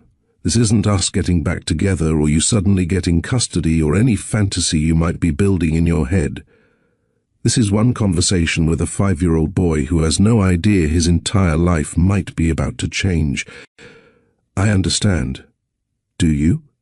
Because if you do anything to hurt him, if you make him feel less than or unwanted, or like his existence is inconvenient, I will make those 5 years of not finding me look easy. I will disappear so completely you'll think I was never real. I won't hurt him.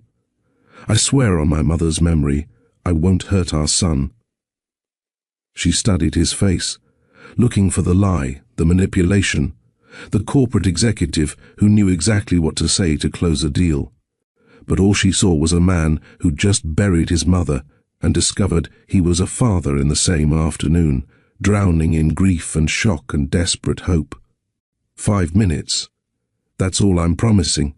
That's all I'm asking. Think about this moment. If you were Shonda, would you let Alistair meet Isaac? Would you risk your child's emotional safety for the chance at having a father in his life? Or would you protect the peace you've built, even if it means Isaac never knows where he comes from? Comment let him meet if you think Isaac deserves to know his father, or protect Isaac if you think Shonda should have refused. Your perspective matters because these impossible choices between protection and truth, between safety and completeness, are the choices real parents face every day. If this story is gripping you, if you're feeling the weight of these decisions, hit that like button and share this with someone who understands how complicated family can be. Subscribe to Mr. Steele Rich Stories, because this is only the beginning of Isaac's journey to discover his father and Shonda's journey to decide if the man who broke her heart deserves a chance to know their son. Shonda led Alistair back through the chapel's quiet corridors toward the anteroom, her heart beating so hard she was certain he could hear it. With each step she questioned her decision. Was she doing the right thing for Isaac, or opening a door she'd never be able to close again? Isaac sat exactly where she'd left him, swinging his legs from the chair, cookie crumbs on his shirt, completely unaware that his entire world was about to shift. He looked up when they entered, his eyes moving from his mother to the stranger beside her with innocent curiosity. "Isaac, sweetheart, there's someone I need you to meet." Her voice was steadier than she felt. The boy hopped down from his chair, moving closer to Shonda instinctively, the way children do when faced with unknowns. Alistair knelt down to Isaac's eye level, making himself smaller, less intimidating. The movement put them face to face, and the resemblance was undeniable, those same eyes staring at each other across 5 years of absence. Isaac's mouth opened slightly, his gaze moving between Alistair's face and his mother's. "He has my eyes," he said, that simple observation carrying more weight than he could possibly understand. "You have his eyes," Shonda corrected gently, her hand on Isaac's shoulder both supportive and protective. "Isaac, this is Alistair Vance. He's your father." The words hung in the air like something fragile and precious. Isaac's eyes went wide, processing this information with the seriousness only a 5-year-old could bring to world-changing news. "My real dad? The one who lives far away?" "Yes, baby, your real dad." Isaac took a small step closer, studying Alistair with the intense focus children apply when trying to understand something important. "You're really my dad? I really am." Alistair's voice was thick with emotion he was clearly fighting to control. "And I'm so sorry I haven't been here. I didn't know about you, Isaac. If I had known, I would have been here from the very beginning." "Why didn't you know? Don't dads always know about their kids?" The question was so innocent, so logical in a child's worldview, that it cut deeper than any accusation. Alistair glanced at Shonda, looking for permission or guidance, and she gave him a small nod. He'd asked for this chance, now he had to navigate it. Sometimes grown-ups make mistakes and don't talk to each other when they should. "Your mom and I, we had a disagreement, and I didn't know she was going to have you. But now that I do know, I want to be part of your life, if that's okay with you." Isaac considered this with the gravity of a judge. "You look like me, or I look like you. Mrs. Patterson says I have special eyes. You do have special eyes. My mom, your grandmother, had eyes like ours too." "I have a grandmother?" The excitement in Isaac's voice was immediate and pure. Alistair's face fell. "You did. She passed away. That's why we're all here today, to say goodbye to her. But she would have loved you so much, Isaac. I wish she could have met you." "Yes, sweetheart. That was Lorena, and she was a very special person." Isaac processed this, then returned his attention to Alistair. "Do we look alike in other ways too?" "Let's see." Alistair held up his hand, and Isaac matched it palm to palm, his tiny hand dwarfed by his father's, but the shape similar, the long fingers identical. "Same hands. Same nose too," Isaac said, touching his own nose, then pointing at Alistair's. "And the same chin. Tommy at school says I have a superhero chin." "Tommy's right. That's a Vance chin, strong and stubborn. Are you stubborn? Very. Are you?" "Mama says I am when I don't want to eat vegetables." Alistair laughed, genuine and warm, and Isaac smiled back, pleased to have made his father laugh. Shonda watched this exchange with her arms crossed, protecting herself against the surge of complicated emotions, relief that it was going well, fear of what came next, and an unexpected grief for all the moments like this they'd missed. "Alistair, we need to be clear about something," she interrupted, her voice firm. "This can't become a situation where you show up with expensive gifts trying to buy his affection or make promises you can't keep because your schedule gets busy. Isaac deserves consistency, not a part-time father who drops in when convenient." "I understand. Do you? Because being a parent isn't about fun visits to toy stores and playing the hero. It's about showing up for dentist appointments and school plays and the boring, hard parts that don't make you feel like Father of the Year. Isaac looked between them, sensing tension without fully understanding it. Alistair kept his voice calm, speaking to Shonda but including Isaac in his gaze. I don't want to be a visitor in his life. I want to be his father, real, present, consistent. Whatever rules you set, whatever boundaries you need, I'll respect them. But please give me the chance to prove I can do this. Mama, can he come to my birthday party? It's in 3 weeks and we're having pizza. The question, so pure and hopeful, cut through the adult tension. Shonda looked at her son's eager face, then at Alistair's careful hope, and felt the wall she'd built starting to develop cracks. You like pizza? Alistair asked Isaac, following Shonda's lead to keep things light. It's my favorite, pepperoni with extra cheese. And I like superheroes too. Do you like superheroes? I do. Which one's your favorite? Spider-Man. He's the best because he's just a regular kid who got powers and uses them to help people. Who's yours? Alistair thought about this seriously. I think I like Iron Man. He made mistakes but tried to fix them and protect people. Iron Man's cool too. We could watch movies together. Mama, can we? Shonda saw Alistair defer to her immediately, waiting for her permission before answering.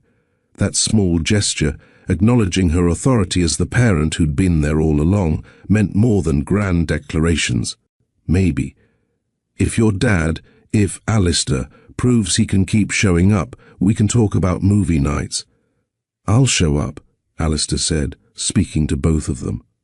For the birthday party, for movies, for whatever Isaac needs, whatever you both need, can you come to my school?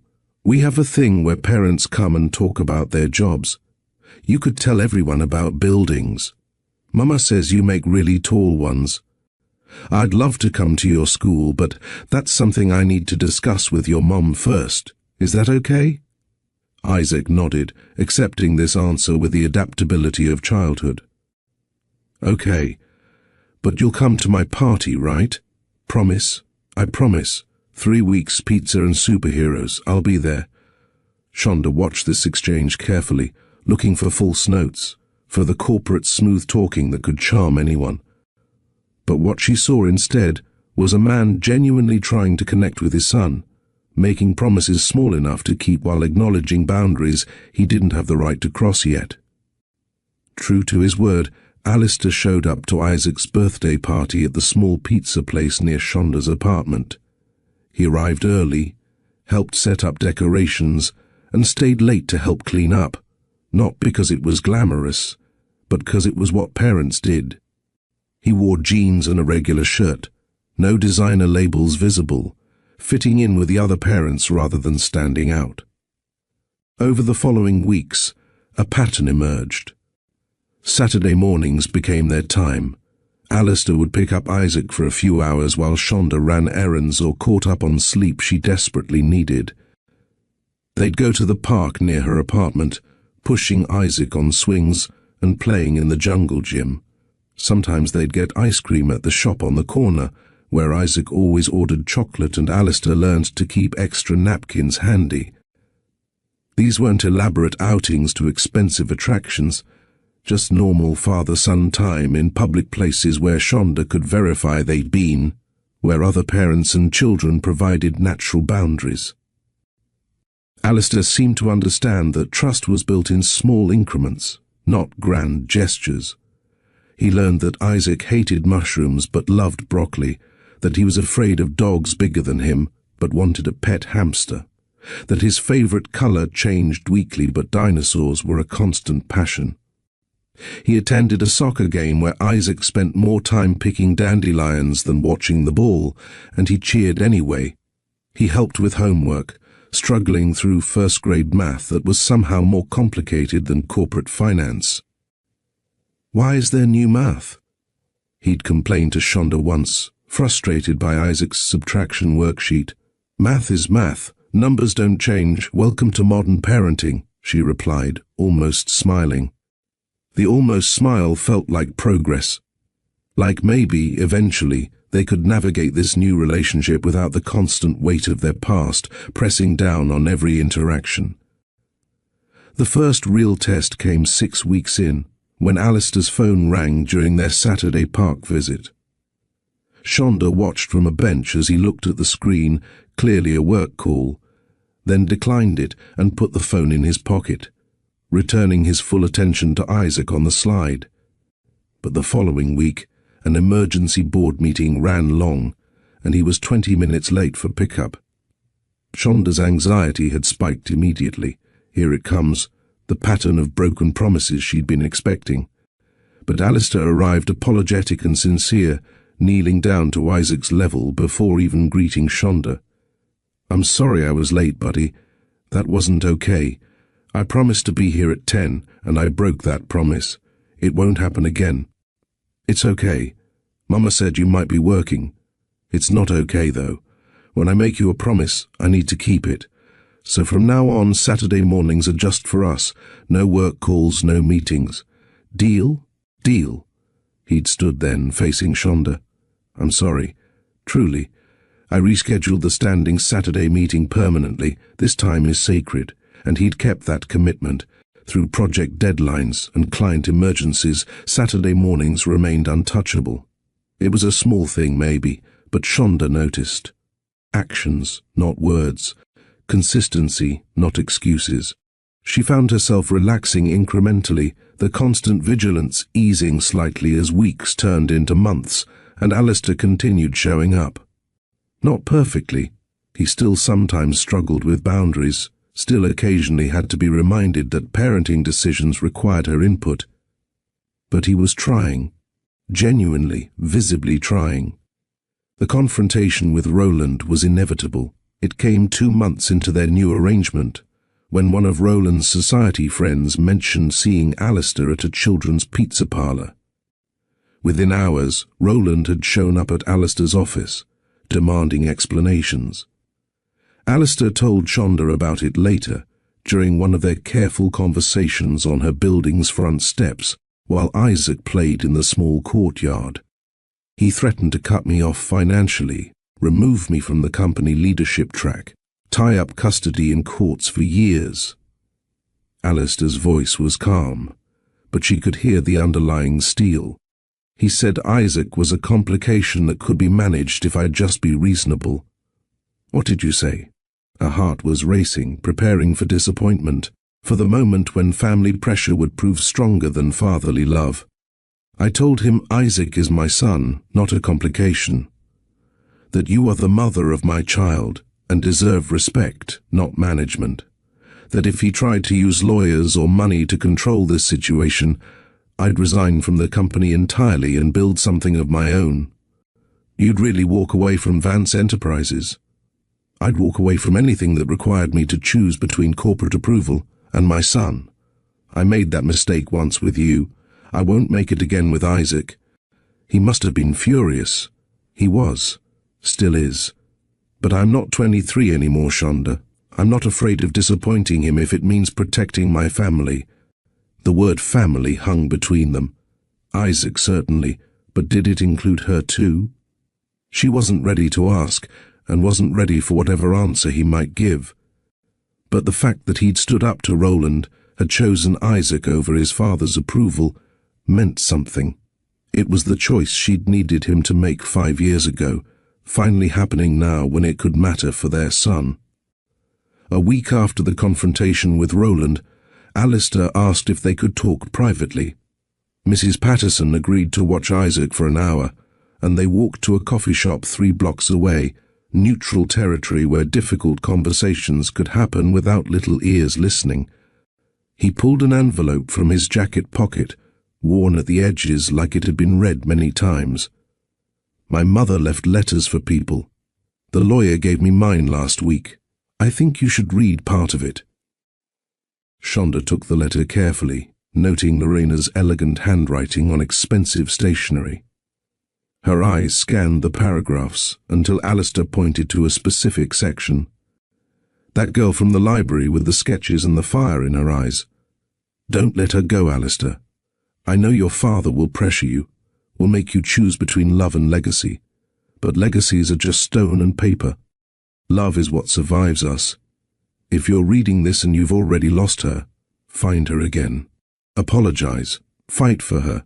Be the man I raised you to be, not the one your father demands. Tears blurred the words. Shonda set the letter down, unable to continue reading. She knew we were struggling, and she tried to help.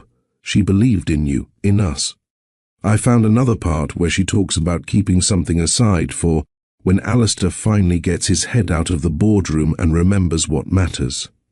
She left a trust fund specifically designated for any children I might have outside of approved arrangements. She planned for Isaac before he existed.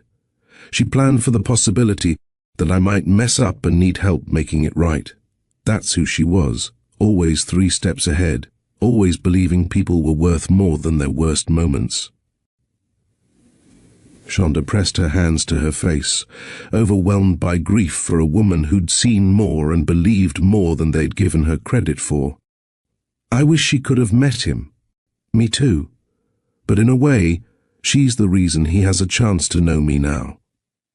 Her letter made me realize I was repeating the same patterns, choosing comfort over courage. I'm trying to do better. You are doing better. The words came out before she could stop them, an admission she hadn't planned to make. Not perfect, but better. Isaac sees it. I see it. The acknowledgement hung between them, fragile and significant. Progress measured in small admissions and careful trust. As the weeks turned into months, Shonda and Alistair's interactions evolved from careful co-parenting discussions to something that almost resembled friendship. They'd talk while Isaac played, sharing stories from their separate lives, building a new foundation from the ruins of their old relationship. One evening, after a particularly good day at the zoo where Isaac had talked non-stop about penguins, Alistair walked them home and lingered on her building's steps. I never stopped loving you, he said quietly, watching Isaac chase pigeons in the courtyard. Even when I was angry about you leaving, even when I tried to convince myself I'd moved on, it was always you. You were the standard I measured everyone else against, and they all fell short. Love isn't enough, Alistair. We proved that 5 years ago. You're right. But love plus action, love plus change, love plus consistent effort, maybe that combination is enough. I'm not asking you to forgive me or take me back or anything like that. I just need you to know that every choice I make now, I make as someone who learned the hard way that feelings without follow-through are worthless. Actions are what matter, she agreed. Not what you feel, but what you do with those feelings. Then judge me by my actions. I'm showing up for Isaac every time I promise to. I'm standing up to my father instead of placating him. I'm learning to be the kind of man who deserves a second chance, even if that chance never comes. She didn't respond, but something in her chest loosened slightly. Not forgiveness, not yet, but the possibility that maybe, with enough time and proof, forgiveness could exist. Here's the question that defines not just this story, but so many real relationships. Can people truly change? Can someone who let you down, who chose wrong when it mattered most, transform themselves into someone worthy of trust? Alistair is showing up, setting boundaries with his father, building a relationship with Isaac through consistency rather than grand gestures. But does that erase the 5 years Shonda struggled alone? Does present action redeem past failure? Type change if you believe people can earn back trust through sustained effort and transform behavior. Type nope if you think some breaks can't be repaired, no matter how much someone tries. Your perspective shapes these stories, helps us explore these complicated questions together. So share your thoughts in the comments, hit that like button if this journey is resonating with you, and subscribe to Mr. Steele Rich Stories, because understanding how broken relationships might be rebuilt or shouldn't be matters to all of us navigating love, family, and forgiveness. 3 months after that funeral that changed everything, they spent a Saturday at Coney Island. It was Isaac's idea. He'd been learning about New York landmarks in school and wanted to see the beach and the famous rides. Alistair had agreed immediately, and Shonda had packed sunscreen and snacks, the three of them taking the subway out together like a real family. Isaac rode his first roller coaster with Alistair, screaming with joy while Shonda watched from below, her heart in her throat from both the ride's danger and the sight of them together, her past and her present colliding in the shape of her son's happiness. They ate hot dogs and won a stuffed bear from a carnival game that Alistair attacked with surprising competitiveness. They walked along the beach as the sun set, Isaac between them, holding both their hands. On the subway ride home, Isaac fell asleep against Alistair's shoulder, exhausted from sun and excitement. Alistair carried him carefully, adjusting his grip when the train lurched, protective and natural, in a way that made Shonda's chest ache with possibility and fear in equal measure. At her building's entrance, she expected the usual routine. Alistair would hand over a sleeping Isaac, they'd exchange pleasantries about next week's schedule, and he'd leave. But something felt different tonight, the air charged with unspoken potential.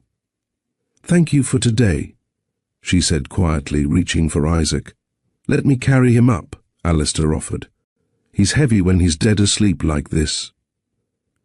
She should have said no, should have maintained the boundaries that had kept her heart safe these past months. But her arms were tired, her defenses were low, and the image of them as a family was too appealing to resist. Okay, but just to put him to bed. They rode the elevator in silence, Isaac's soft breathing the only sound. In her apartment, small and modest, showing every sign of careful budgeting, Alistair moved toward Isaac's room as if he'd done it 100 times. He laid their son in his bed gently, helping Shonda remove his shoes and pull up his blanket. At the bedroom door, they paused, both looking back at Isaac sleeping peacefully, surrounded by his drawings and dinosaur toys, and the life Shonda had built for him from scratch. "You've done an incredible job with him," Alistair whispered. "He's smart, kind and confident. That's all it's both of us. He got your stubbornness and determination, and your creativity and huge heart." They stood in her narrow hallway, close enough that she could smell his cologne, different from what he used to wear, more subtle, as if even his scent had matured. The apartment felt too small suddenly, filled with all the words they hadn't said and all the history they carried. "I should go," he said, but didn't move. "You should," she agreed, but didn't step away. "Unless, could I stay for coffee?" "Just coffee, nothing else." "I'd like to hear more about the design project you mentioned earlier." It was a small thing, an invitation for coffee, but they both knew it meant more. It meant letting him further into the life she'd built without him. It meant admitting that maybe, possibly, the walls around her heart had developed more than just cracks. "Just coffee," she said, leading him to her small kitchen. "And only because you promised to look at my portfolio for that community center bid." "Just coffee," he repeated, smiling. "And professional consulting, nothing more." But as she poured 2 cups, and they settled at her small table, talking about architecture and dreams and second chances, both of them knew they were lying. This was something more, something fragile and new, built on the foundation of their broken past, but growing toward a future neither had dared to hope for. Outside, the city continued its eternal rhythm. Inside this small queen's apartment, a family was being rebuilt, one careful moment at a time. The apartment told the story of 5 years in ways words never could. Alistair's eyes took in the details as he settled at her small kitchen table, the second-hand furniture lovingly maintained, the architectural sketches pinned to a corkboard above her makeshift workspace, the collection of Isaac's artwork that covered every available surface like a gallery of unconditional love. Everything was clean but clearly budgeted, chosen for function over form, each item representing careful decisions about how to spend limited resources. Yet there was warmth here that his penthouse had never achieved, despite its designer furniture and million-dollar views. This place had soul. "I can't offer you anything fancy," Shonda said, pouring coffee into mismatched mugs. "No imported beans or espresso machines. Just regular coffee. Regular coffee sounds perfect." She set the mugs on the table, one with a chip on the rim, both functional despite their flaws, much like the relationship they were cautiously rebuilding. The silence between them felt different now, less weighted with accusation and more filled with possibility. "Your portfolio," Alistair said, nodding toward the drafting table by the window. "You said you were bidding on a community center project." She hesitated, unused to sharing her professional dreams with anyone, especially him. But something about tonight, the successful day with Isaac, the comfortable quiet of her apartment, the way Alistair looked at her like she still mattered, loosened her usual guardedness. "It's a long shot, small firms competing against companies with actual resources, but the project is for a neighborhood that needs it, designing spaces that serve people instead of profit margins. It's the kind of work I always wanted to do." "Can I see?" She pulled out her sketches, watching his face as he studied them. His expression shifted from polite interest to genuine engagement, the way it used to when they talked about architecture in the library all those years ago.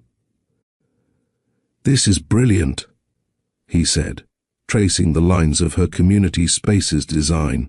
"The way you've integrated green spaces with function, created privacy within openness. This deserves to win." Deserving and winning are different things. The firms with connections usually get these contracts. What if you had a connection?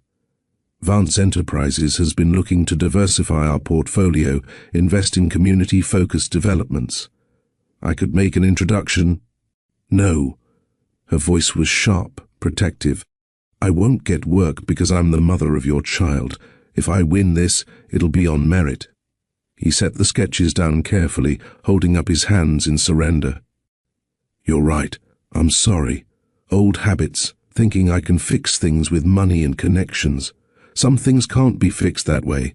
Some things have to be earned." "Like trust."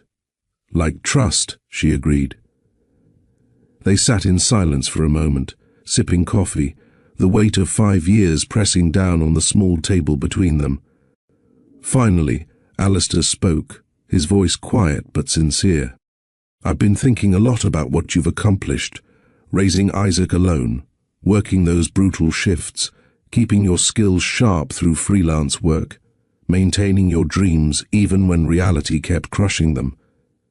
You've done what I could never do, built something real from nothing. I did what I had to do, what any mother would do. No, not any mother. Some would have given up, let bitterness poison everything, raised a child who felt like a burden instead of a gift. You didn't do that. You raised an incredible kid who feels loved and secure and whole, despite everything he didn't have. That's not survival, Shonda. That's triumph." She felt tears threatening and fought them back. "He's worth it. He's worth everything. I know he is. But so are you. You're worth more than double shifts and second-hand furniture and postponing your life indefinitely. You've sacrificed so much, and I'm in awe of your strength." "Strength is just fear that's learned to function," she said quietly. "I was terrified every single day, terrified I'd fail him, that I'd made the wrong choice, that he'd grow up resenting me for keeping him from you. He could never resent you. Anyone can see how much you love him. Love isn't always enough. Sometimes kids need more than love. They need fathers, family, connections to where they come from." Alistair wrapped his hands around his coffee mug, gathering courage for words he needed to say clearly.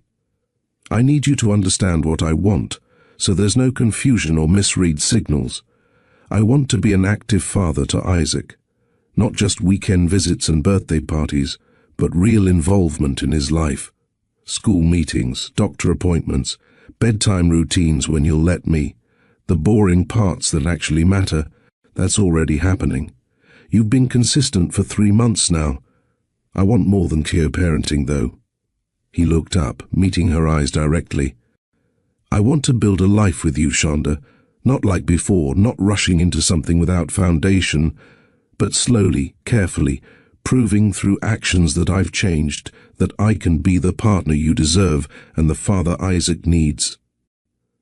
That's easy to say when everything is going well. What happens when work gets demanding? When your father escalates his disapproval?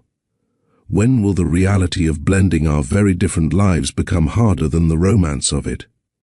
Then we'll deal with it, together, with honest communication instead of silence, with fights that we work through instead of running from. I can't promise perfect, Shonda, but I can promise a present, I can promise effort, and I can promise that I will never again choose my father's approval over my family. Family. She tested the word carefully. We're not a family yet, Alistair. We're two people co-parenting a child and trying to figure out if there's anything left of what we used to have. Then let me prove we can be a family. However long it takes, whatever tests you need me to pass. I'm not the scared kid who let his father control his life. I'm a man who lost everything that mattered and spent 5 years learning exactly how much I threw away. She set her coffee down, her hands trembling slightly. This moment felt enormous, the kind of decision that would ripple through years to come, shaping not just her life but Isaac's entire future. I'm not the same woman who left either. I've learned things about myself, about my strength, but also about my fears and how they can disguise themselves as wisdom. I ran because I was terrified, and I told myself it was to protect Isaac. Some of that was true, but some of it was protecting myself from being hurt again. You had every right to protect yourself, maybe, but I also deprived Isaac of a father and you of a son because I made assumptions instead of having one hard conversation. We both failed in different ways. The question is whether we can do better now.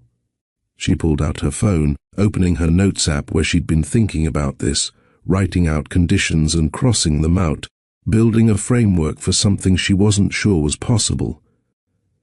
If we're going to try this, and I mean really try, not just see where it goes, I need absolute honesty.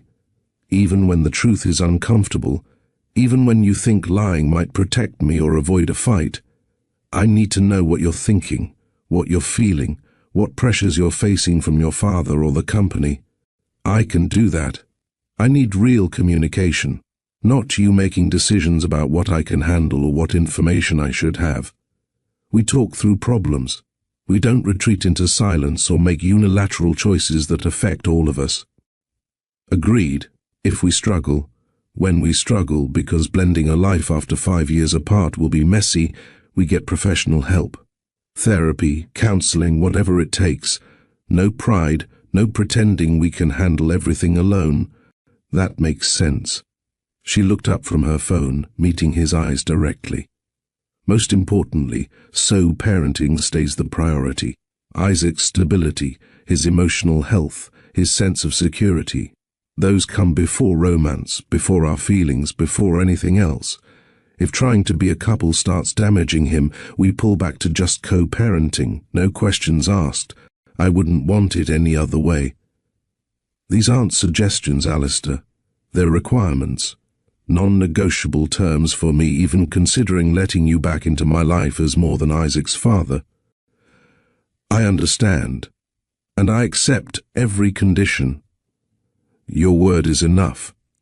If I can't trust your word, a piece of paper won't help anyway. The silence that followed felt different from earlier silences, charged with possibility rather than weighted with past failures. Alistair shifted in his chair, his hand moving across the table toward hers, but stopping short of actually touching, waiting for permission. "Can I hold your hand?" The question was so tentative, so respectful of her boundaries, that it nearly broke her. This was different from the Alistair who used to pull her into his arms without asking, confident in his welcome. This version asked, waited, and respected her right to say no. She placed her hand in his, feeling the familiar warmth, the way his fingers automatically intertwined with hers, like they'd never forgotten the pattern. 5 years dissolved in that touch, but simultaneously remained present. They weren't the same people who'd held hands in college, and that was perhaps for the best. "I've missed this," he said quietly. "Missed you, missed us. I've missed it too, even when I was angry, even when I convinced myself I was better off alone. May I kiss you?" Her heart hammered at the question, at the choice he was giving her, at the precipice they were standing on. Everything in her that had been hurt wanted to say no, to maintain safety, to avoid the risk of being destroyed again. But another part, the part that had loved him first and never completely stopped, wanted to know if that chemistry still existed, if 5 years and heartbreak had killed it, or if it had just been dormant, waiting. "Yes," she whispered. He stood slowly, moving around the small table, giving her time to change her mind. When he cupped her face in his hands, his touch was gentle, reverent, nothing like the passionate kisses of their youth. This kiss, when it came, was soft and questioning, full of promise rather than presumption. It lasted only a moment, but in that moment, Shonda felt the possibility of unfolding.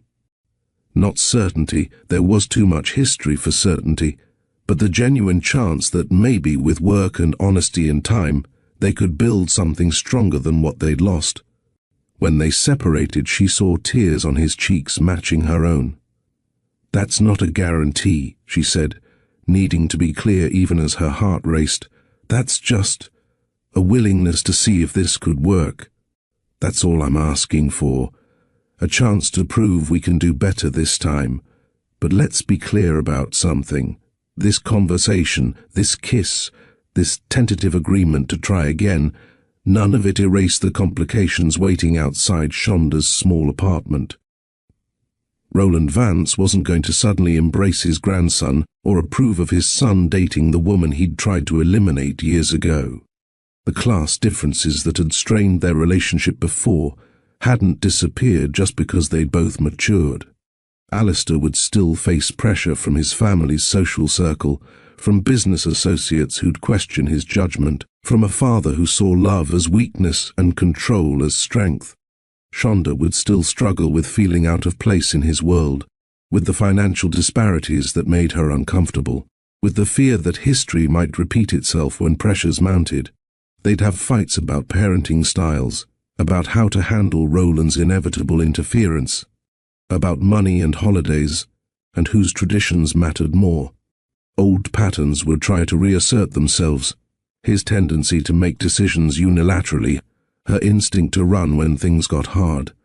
Trust would take years to rebuild fully, and some scars would always remain tender. But here's what was different. They were facing these challenges as partners now, as parents who'd agreed that Isaac's well-being came first, as two people who'd learned the hard way that avoidance and assumption created more damage than difficult conversations ever could. They had tools now, therapy on the table, communication requirements, boundaries clearly stated. Most importantly, they had perspective. Alistair had lived 5 years without his son and knew exactly what choosing wrong looked like. Shonda had carried the weight of single parenting and understood that pride was expensive when paid for in her child's questions about his absent father. Neither would make their old mistakes lightly because they both knew the cost too intimately. So what can we learn from Shonda and Alistair's story? What truths emerge from the wreckage of their first attempt at love and the careful rebuilding of their second chance? First, understand that pride and fear are master disguises. They convinced Shonda that running away was protecting her child, when it was also protecting herself from potential rejection. They convinced Alistair that appeasing his father was strategic thinking, when it was just cowardice wearing a business suit. We tell ourselves stories about our motivations, dress up self-preservation as sacrifice, and genuinely believe we're doing the right thing when we're often just doing the safe thing. Second, one hard conversation can prevent years of pain.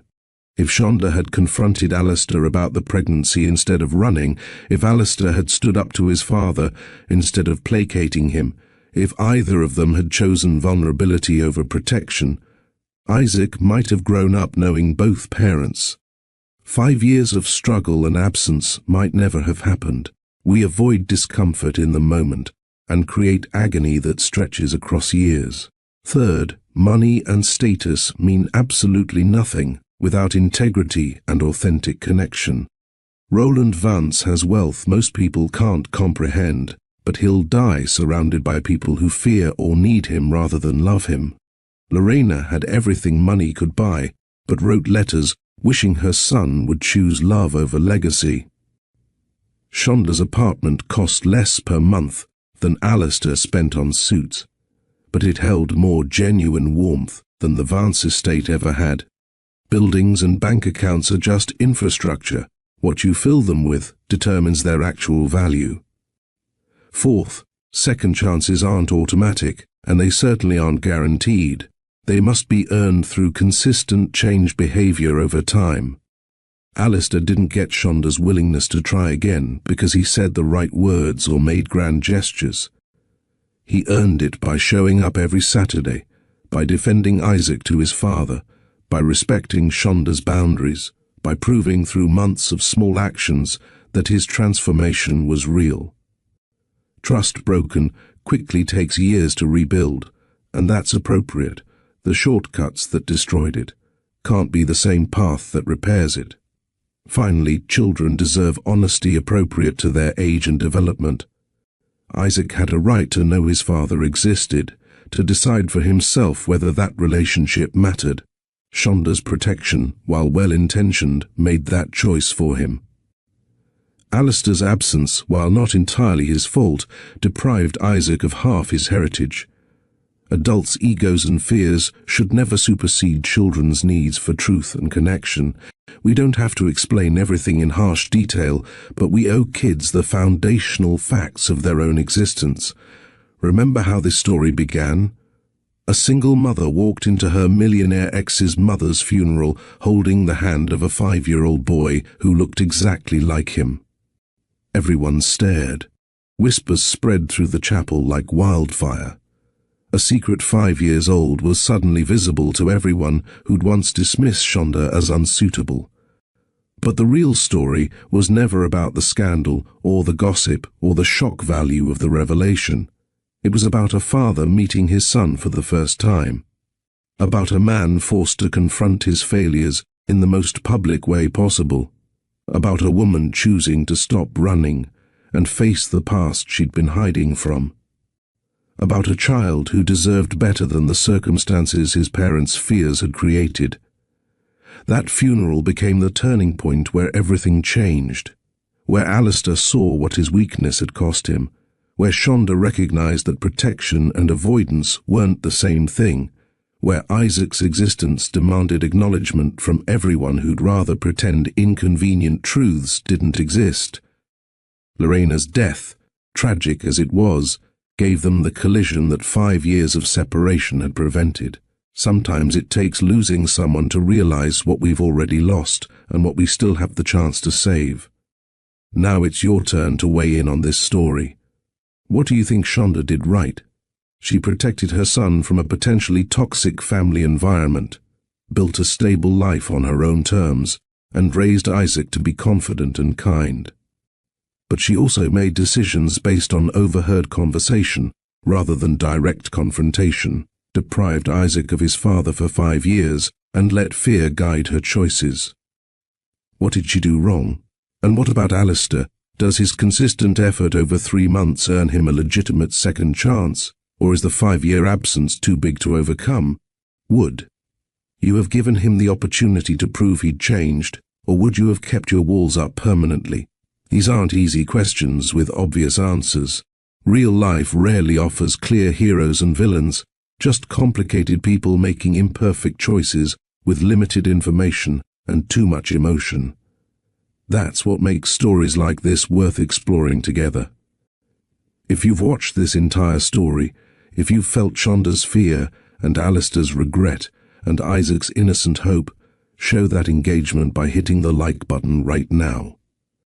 Your likes tell us these deep, emotionally complex stories matter to you, that you want more content that treats relationships with the nuance they deserve, rather than reducing them to simple good versus evil narratives. Share this video with someone who's navigating co-parenting challenges, who's wondering if people truly can change, who's wrestling with whether to give someone a second chance or protect themselves from potential hurt. These conversations matter, and your sharing extends them beyond this comment section into living rooms and coffee shops and late-night phone calls, where real people need real wisdom. Subscribe to Mr. Steele Rich Stories if you haven't already, and help us push beyond that 2,500 subscriber milestone. We're building a community that believes in honest storytelling, in exploring difficult topics without easy answers, in recognizing that most of us are doing our best with broken tools and imperfect information. Your subscription says you're part of that community. Drop a comment telling us second chance or move on. Tell us if you think Shonda and Alistair should keep building toward a future together, or if she should maintain strict co-parenting boundaries without romantic involvement. Your perspective matters, because it helps shape future stories and reminds everyone engaging with this content that they're not alone in facing these impossible choices. Shonda and Alistair's story reminds us that we can't rewrite our first chapters. The mistakes are permanent, recorded in the unchangeable past. But we absolutely can decide how the next chapters are written. We can choose honesty over avoidance, communication over silence, effort over convenience. We can earn back trust through consistent action. We can build new foundations on the ruins of old relationships. We can give our children better than what our fears would have allowed. None of it is easy. All of it requires courage, vulnerability, and the willingness to risk being hurt in service of something greater than self-protection. But the alternative, staying safe and separate, letting fear write the ending, that's not really safety at all. It's just a different kind of loss. Thank you for spending this time with Isaac, Shonda, and Alistair. Thank you for caring about their story enough to watch until the end. Keep showing up for the people who matter. Keep choosing courage over comfort, and keep believing that second chances, when genuinely earned, are worth the risk. This is Mr. Steele Rich Stories, where we explore the messy, complicated, beautiful reality of human connection. Until next time.